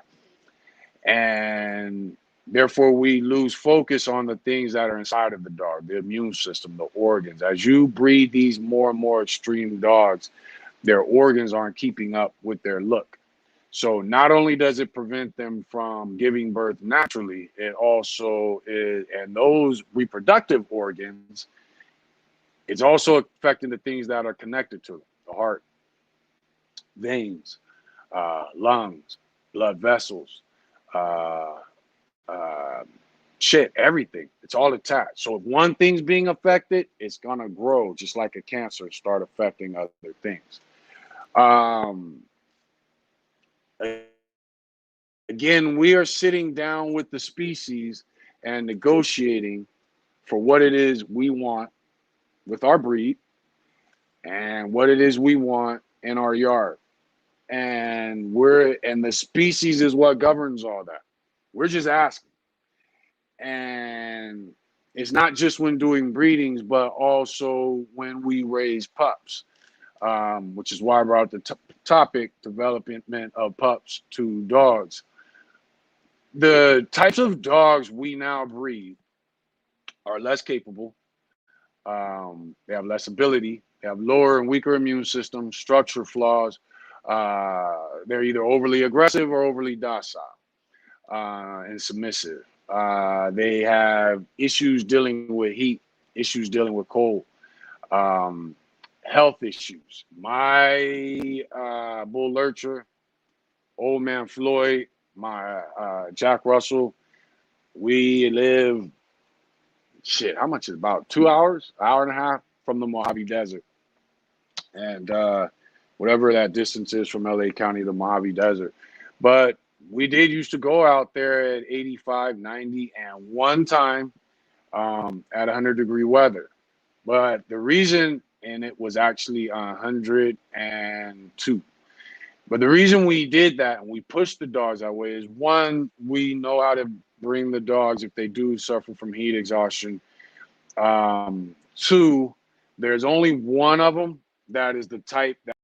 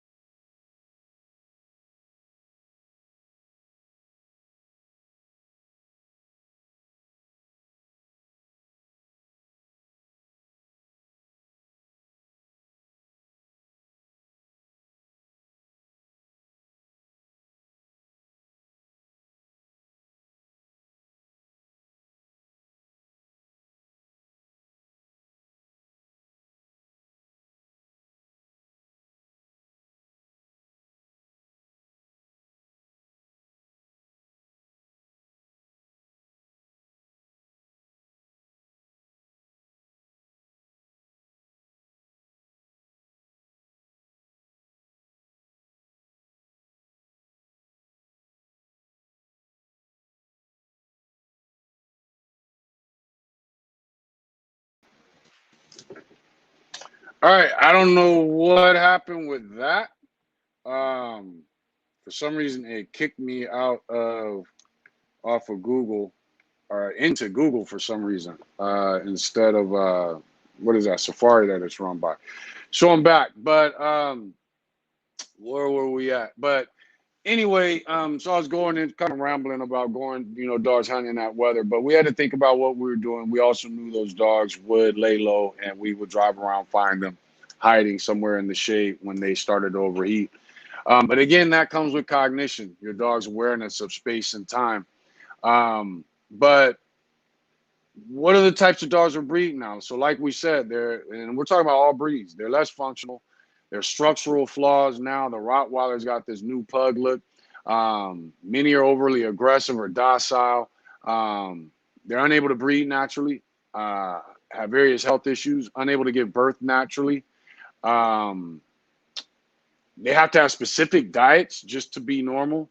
Um, C-section. So when it comes to this, the C-sections, the unable to breed naturally, and all these things, we have to understand the more things that we remove from the natural process of the species, the more repercussions we have to take. So C-sections versus natural birth. There has always been thought out there that C-sections increase and starting to come back up autism. Let's say that is incorrect, but we're doing C-sections with these dogs. There is knowledge, and you can go Google it. There's knowledge of what the stimulation of a puppy does when it goes through that birth canal. And we totally eliminated it. We've totally eliminated it. There's knowledge of the stimulation of a puppy that it gets from the mom on those first little licks in those first few seconds. And we're eliminating that. There's knowledge of the benefits of puppies pressing against each other. And pushing against each other for the nipple or huddled together. We're eliminating that. I'll just say it. I saw a guy, he's got a thing about separating puppies immediately so they don't get each other sick. I think the question is, why are the pups getting sick? And then two, we have to ask, what are the pups missing out on if they're not doing what pups do when they're unable to see and unable to hear? They are getting a good, strong, let's get into that. Pup comes out, it can't see, it can't hear. What it learns to do is understand energy and vibration and pressure and temperature, not just from the environment, but all those things from the other puppies around them. And those ears start opening up and those eyes start opening up. Now they're able to take everything they learned in that little period, and now they're able to also apply it to ears, to what they hear, eyes, and what they see. Then they start moving and getting around better. They're able to take it and apply it to that. It's like what we call the lanky or the awkward stage in dogs. We're breeding dogs that bypass that stage because they're so stocky and short-legged. But there's things they miss out on. When a dog is running from 4 weeks, or let's say from 3 to 5 months, there's things that it learns about itself.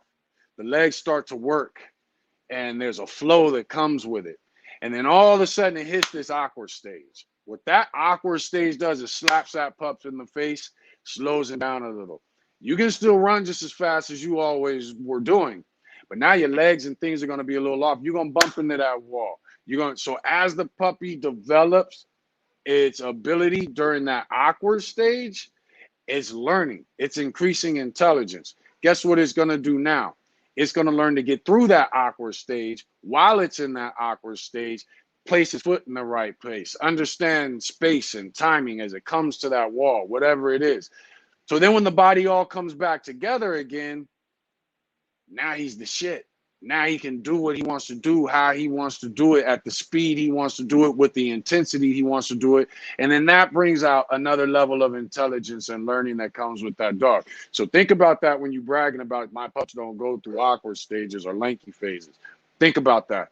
But we're missing out on those things that are natural, and there's payback for missing out on those things. So even with the C-section, dogs that can't give birth naturally opens the doors that for males that should have never been able to breed because they don't have the hips for it, or they don't have the dominance to push up on that female and get it done. Cardi Bull is the type that she will kind of roughhouse and get down with a male before she's going to allow some breeding.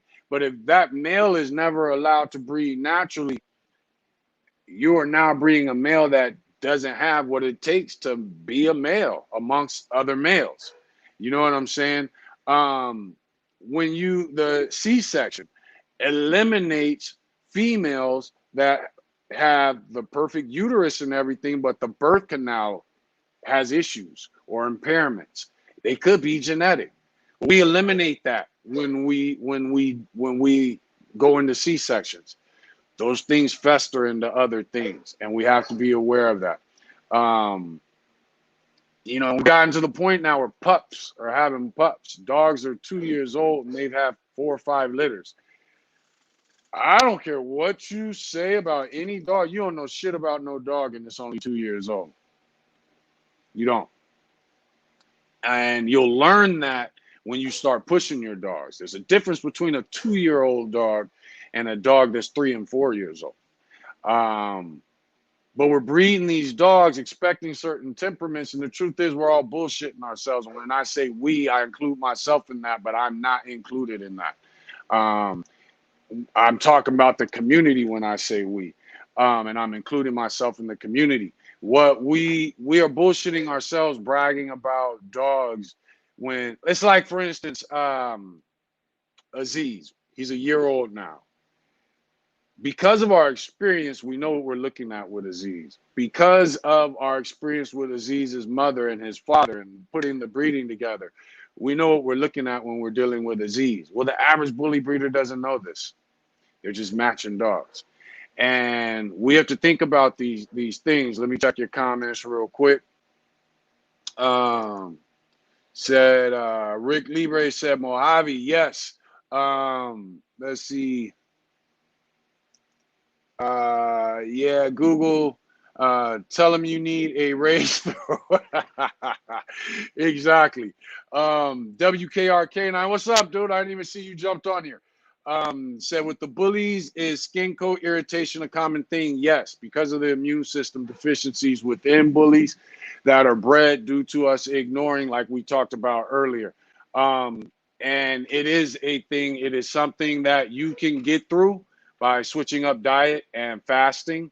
It is also something you as a breeder can get through by breeding dogs that don't have allergy issues. So, and not always just sticking to raw. You only feed raw and your dogs are doing good with that, cool. Throw some kibble every now and then for a week, see how your dogs do, so that you can truly say you're feeding healthy dogs with strong immune systems. Most of you know, I did a thing with Sadie or Cardi Bull where for 6 months she got nothing. I feed pedigree. I add to the pedigree. But because I was dealing with bullies, I need to see what I was dealing with.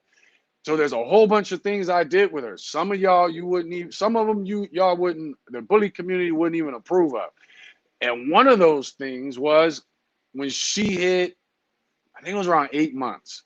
It was close to you know what? I want to say it was closer to a year than it was 6 months. But anyway, whatever age it was either by a year or beforehand. But I stopped doing everything I was doing with feeding and I strictly gave her pedigree. And that was it. I didn't add nothing to it. All she got for 6 months was kibble, pedigree, and water. And I'm talking the regular pedigree yellow bag and water. That was all she ingested. No treats, no nothing. The whole family was on board with it. Aaron did similar to Justice. The reason we do that is so that if we have a dog that has slight allergy issues, hopefully it's only the kibble, and then we can breed that dog to dogs with no allergy issues and produce pups that can go to homes without dealing with allergy issues or only having, basically not having to go to the vet for allergy issues. That's the reason. You need to be getting allergy issues out of your dogs. Like I said last week, if you got a dog that's allergic to grass, it should not be bred. Plain and simple.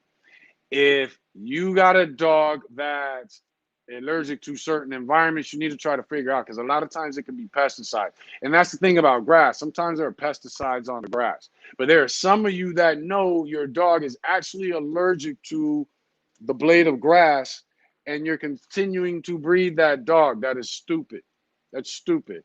If your dog is allergic to, like I said last week, so I'm going to go ahead and say it this week. See, last week I was drinking.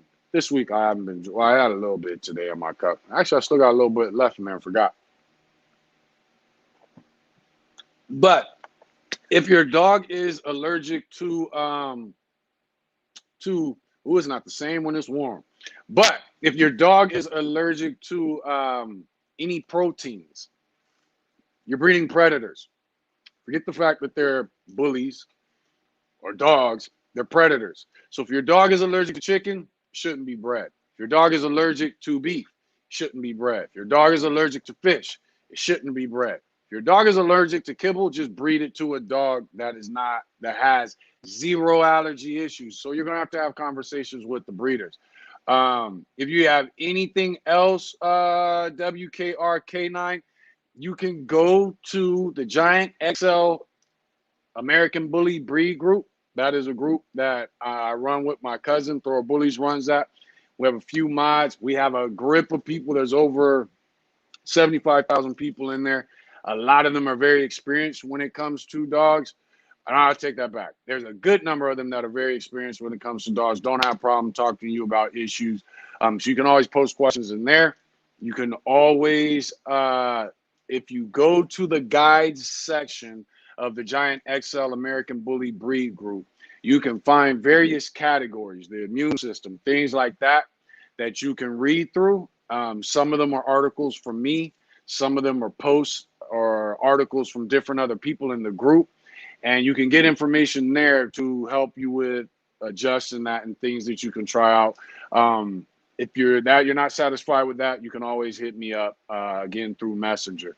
And let's see, Jason Barr said, can you give some examples of what you think are the top dogs in the breed today, type, size, and temperament, and your thoughts on obvious high mastiff types? I'll say this. My favorite dogs in the XL world are Grand Champion, Prince Charmer from Heather of Oily Drop Bullies, Grand Champion Vibes Cartel from Ray Burkett of shit. My bad, Ray. If you see this live, I don't know why my mind just went blank. What his kennel name is? What is it? Is it? I can't think of it. My mind just went blank. But Vibes Cartel is a beautiful dog. One of my favorite. Who else is out there? Oh shit, my favorite, and the one I got to actually put hands on. And to me, in my opinion, exactly what the bully should look like, regardless of whether it's a standard, an XL, or a pocket. Fucking Dooley is just dope. That's Fred Duran, a Primo Line dog, and not only is that his dog, that's his breeding, his production, and not only that, Dooley's, if I'm not mistaken, grandfather was also a grand champion. Well, I know he's got the grand champion in there, but his he's already got a grand champion in his blood, which I think was his grandfather. And again, bred by Fred Duran of Primo Line Bullies. I love, as a, I want to say Shots Fired is a standard. Of Joel from Duval Bullies. Shots Fired is a beautiful specimen and a representative of the bully. There's a few out there, and I know I'm not gonna be able to remember all of them, but there's a few out there. And if you think about the dogs I've named, there's a huge difference. Between Prince Charmer, Dooley, and Vibes Cartel. There's a huge difference, but those are my favorite. Those are my favorite breedings. If we could get Ray Burkett, Fred, and Heather to create males and females that are exact replicas of Dooley and Prince Charmer and Vibes Cartel, and then just kind of throw them all into a bag and mix that up. So, I don't know, some type of crazy sperm scientific thing, and just shake that up and produce puppies out of a test tube. I think you will have the best version of the American Bully possible, regardless of what dogs you like. That's just my opinion. Thoughts on cooking meals for dogs. Also thoughts on coconut oil. As far as cooking meals for dogs, I think it's a good idea. I think it should be lightly cooked. There are benefits to raw, but I think they're starting to find we are now bringing issues into our dogs by feeding so much raw nonstop. I've been doing raw ground beef for years before Bullies. mixing it with kibble, but they're getting a mix. They're also getting a mix of last night's dinner and oils from this morning's bacon grease. And I also work my dogs and I also fast my dogs once a week to get these things out of their system. So that is why I've always had healthy dogs. But now we're doing so many things that cover up health or not are band-aids for health that they are finding out that this abundance of feeding raw is starting to be an issue. What they're trying to figure out, they do know that some of it is bacteria building up in the dog's body. We don't know from raw. I don't think, I'm saying we, like I'm a scientist. They don't know if that is something based on, Mikey, try to avoid leaving it open since we have to keep unplugging it so much. But they're trying to figure out if that's something with the immune system, which I think it is. Our dogs do have a weaker immune system, and now we're throwing this raw food in there. They're also trying to figure out if that's something that has to do with the process of raw food, antibiotics, things like that. And then our process in handling that raw food. Are we leaving it sitting out too long before we're actually giving it to the dog because we're worried about all our other ingredients and things that we do? In my opinion, that shouldn't be a factor. My Jack Russell used to eat anything that she found that she killed. My Beagle used to bury things that it killed, dig them back up and eat them. I've seen where my Jack Russell, if she found something that Floyd or Kayla killed and she can smell their scent on it, like a possum, she'd start eating it and I wouldn't know it was in the yard. But she ate lizards, birds that she caught. She ate everything. I got a video on Facebook where she catches a bird and swallows it whole. Um, there's something going on with raw that we're slowly finding out. And that's the problem with a lot of these things is they don't affect the dog. And it sucks for the dog because it doesn't affect them for 5 years or 10 years or 20 years before we actually, it's affecting them, but we don't see it for a 5-year period, depending on what it is, a 10-year period, depending on what it is, a 20-year period, depending on what it is. And that's why, like Tupac said, it ain't nothing like the old school because they was doing it for thousands of years and never evolved until technology got to, they got to kibble and those dogs survived that. And then all of a sudden we said, no more kibble, let's just strictly do raw. Well, here we go. We're going to figure it all out. Another issue they're finding is the raw that is already packaged and then sold to us. They're going to stores where they're sitting on shelves before they're put in the refrigerator. You guys are ordering raw from people who sell raw and you don't know what their process is for it.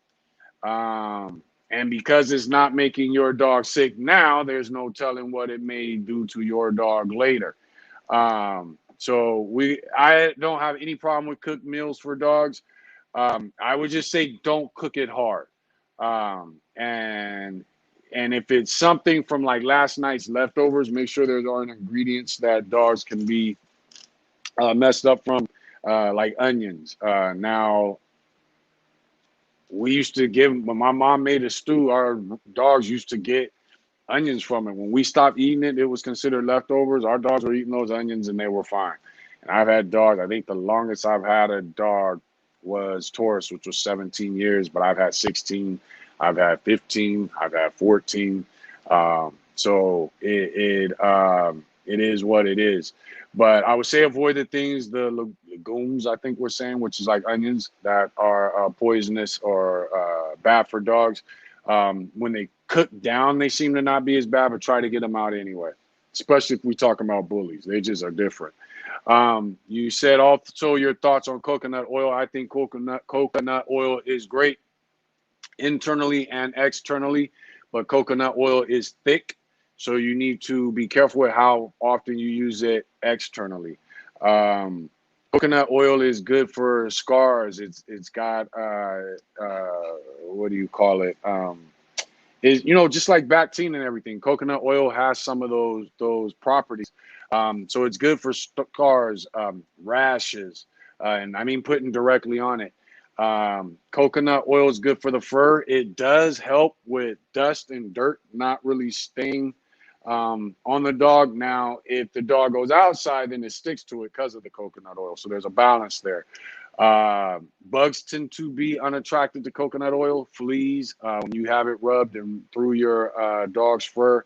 Be careful if you have an inside dog when it comes to coconut oil, because you don't want them bumping up and rubbing against your furniture and things like that. So try to wipe it down as much as possible. If you've got old scars, a great product is New Stock. Bathe the dog, reopens those old scars a little bit just through your regular bathing process by not avoiding them. You put dry the dog off, apply some Neosporin, some peroxide, then some Neosporin. Apply New Stock to that area, and you can only use New Stock every 3 to 4 days, I think it is. So coconut oil is perfect to put on there just a little bit in between those scars or where you need that fur to grow back. And then on that 3rd or 4th day, you apply the New Stock again. Floyd Clark said, if I sell a pup, and then we're going to get back to the topic, if I sell a pup to an old lady, I don't want her to spend her full Social Security check trying to feed raw because that's all the pups can eat. There you go. Sums it up. A lot of people are creating bills because of the way they breed, and high expensive bills because of the way they breed and because of the way they feed. WKRK9 said, I'll check it out. Yes, if you go to Giant XL American Bully Breed Group and you go to the guides section at the top of the group, you click on guides. We put a lot of time into putting that together. It breaks things down, and as you're reading those things, you get to click done. So it lets you know your progression on that specific topic or category. So definitely use that to your advantage. Any thoughts, Casper said, any thoughts on the Dogo Argentino? I love them. One of my favorite breeds. It is a true working breed. I think it is sad that it is now in the conformation show ring, AKC and Westminster. They will end up ruining the breed just because that's what they do. The dog show arena, but especially when it comes to working breeds, and even I had somebody tell me, well, yeah, some of those dogs are used for working. I said, I didn't see no scars. And they said, well, they saw some of them. But when I went and looked into those breeders that were in there, they're overall not working dogs. They might get used for working every now and then because they are capable of it based off their breed and their genetics from their lineage. But yeah, I think it is sad that the Dogo Argentino is now in the AKC and now participating in the dog show because it is inevitable. It will be looked at more for pet homes, which it already had the ability for that, but it will be looked at more so for pet homes and eventually be ruined. So to those people who do breed dogos and who work dogos, Cody Cates, he often participates in the Giant XL American Bully Breed Group and on Dogs and Grit. But I salute those people and stay true to it. Continue working those dogs by the expectations that you have now because they are going to get ruined, and we are going to always need, and the show ring will always need specimens that have not gotten ruined.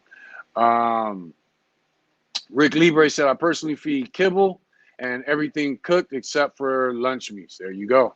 Bryce Lee said, would you still implement Razor's Edge into your yard? I would if it's a good dog. I wouldn't care about what names and all the stud lines and bloodlines that it came off of. I have a clean 13 generation PR Lilac Tri. He is an amazing male, but someday it's just a old washed out line. I don't think the line matters. I think it's the dog in front of you. And if it's from that line, then that's all that counts. Rick Libre said, I use the same 2 brands throughout my females, 2 years, holistic, all stage, all breeding. There you go. Okay, throughout timeline. I get what you're saying now. Bryce said, would you still implement Razor's Edge in your yard? Some say it's old, washed out line. Just curious of your opinion. I had an old female that we actually used for some catch work that was a Razor's Edge dog. She was on paper, so the breeder says she was a Razor's Edge dog. I just liked her because I noticed the mentality of her and my family, and I needed my catch dog, Floyd, at the time to have a little bit back up in the heat of the moments. And she was a great dog. Would I breed her? Yes. And she was bred. Some of her employees' litters created great dogs for protection and for catch work, and just regular pet homes.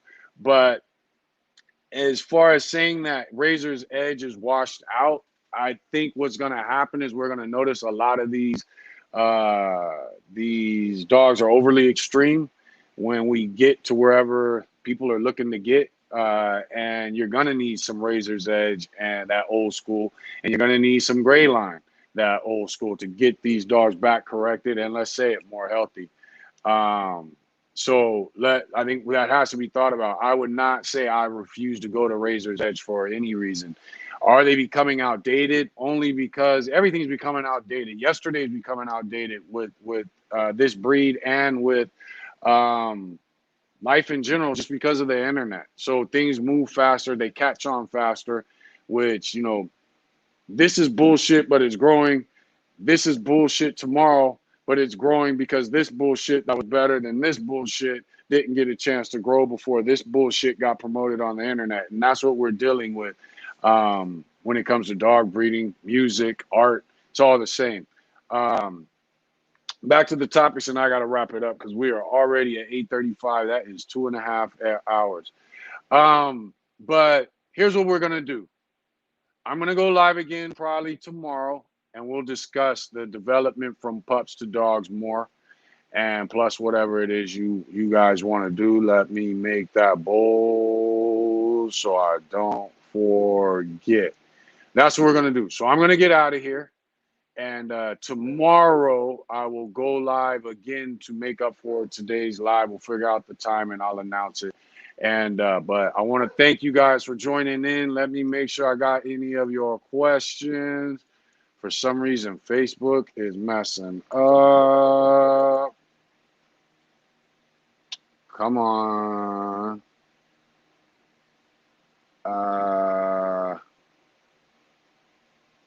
We did that. We talked about that. Bam, we got through that. And then Anthony Wall, what's up, brother? Thanks for joining in. Spirit Rider, no onions, exactly.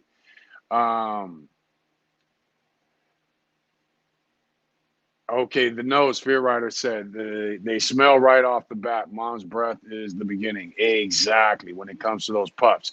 So we're gonna get more on that in just a second. No, take that back. My bad. We're going to get more on that tomorrow when it comes to this. And so I'll be going live tomorrow.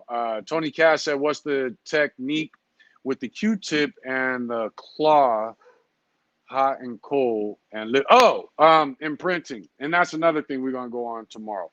Rob said, hey, Daryl, I know you're popular and everything, but would you be willing to do the interview with me on my channel? Pay Robert no attention, but Rob, I'll do an interview with you at any time. But Rob is the type that I could call, and Rob would be like, "Fool, I think about interviewing your dumb ass. I could just call you." So pay Rob no attention, but Rob does. Check out Rob at KTK Bullies. He's doing a lot there, and Rob again is the guy who helped me with the whole marketing series because I don't know nothing about it. Rob knows a lot about marketing, so definitely check him out. But we'll talk about it, Rob. And if I call you about it and you start clowning me for talk about doing an interview with me, we gonna go at it.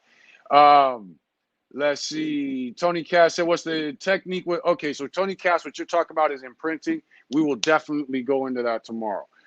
Because that's part of the whole pup to dog process. Rob said we should redo the American Bully marketing guide. I agree with that. I think that's a good idea just to help people out. And then with that being said, I think I caught all the comments. Hold up. Mr. J said my boy can eat anything, no allergies. He's good in the heat. That's what we're looking for. And that's what needs to be bred.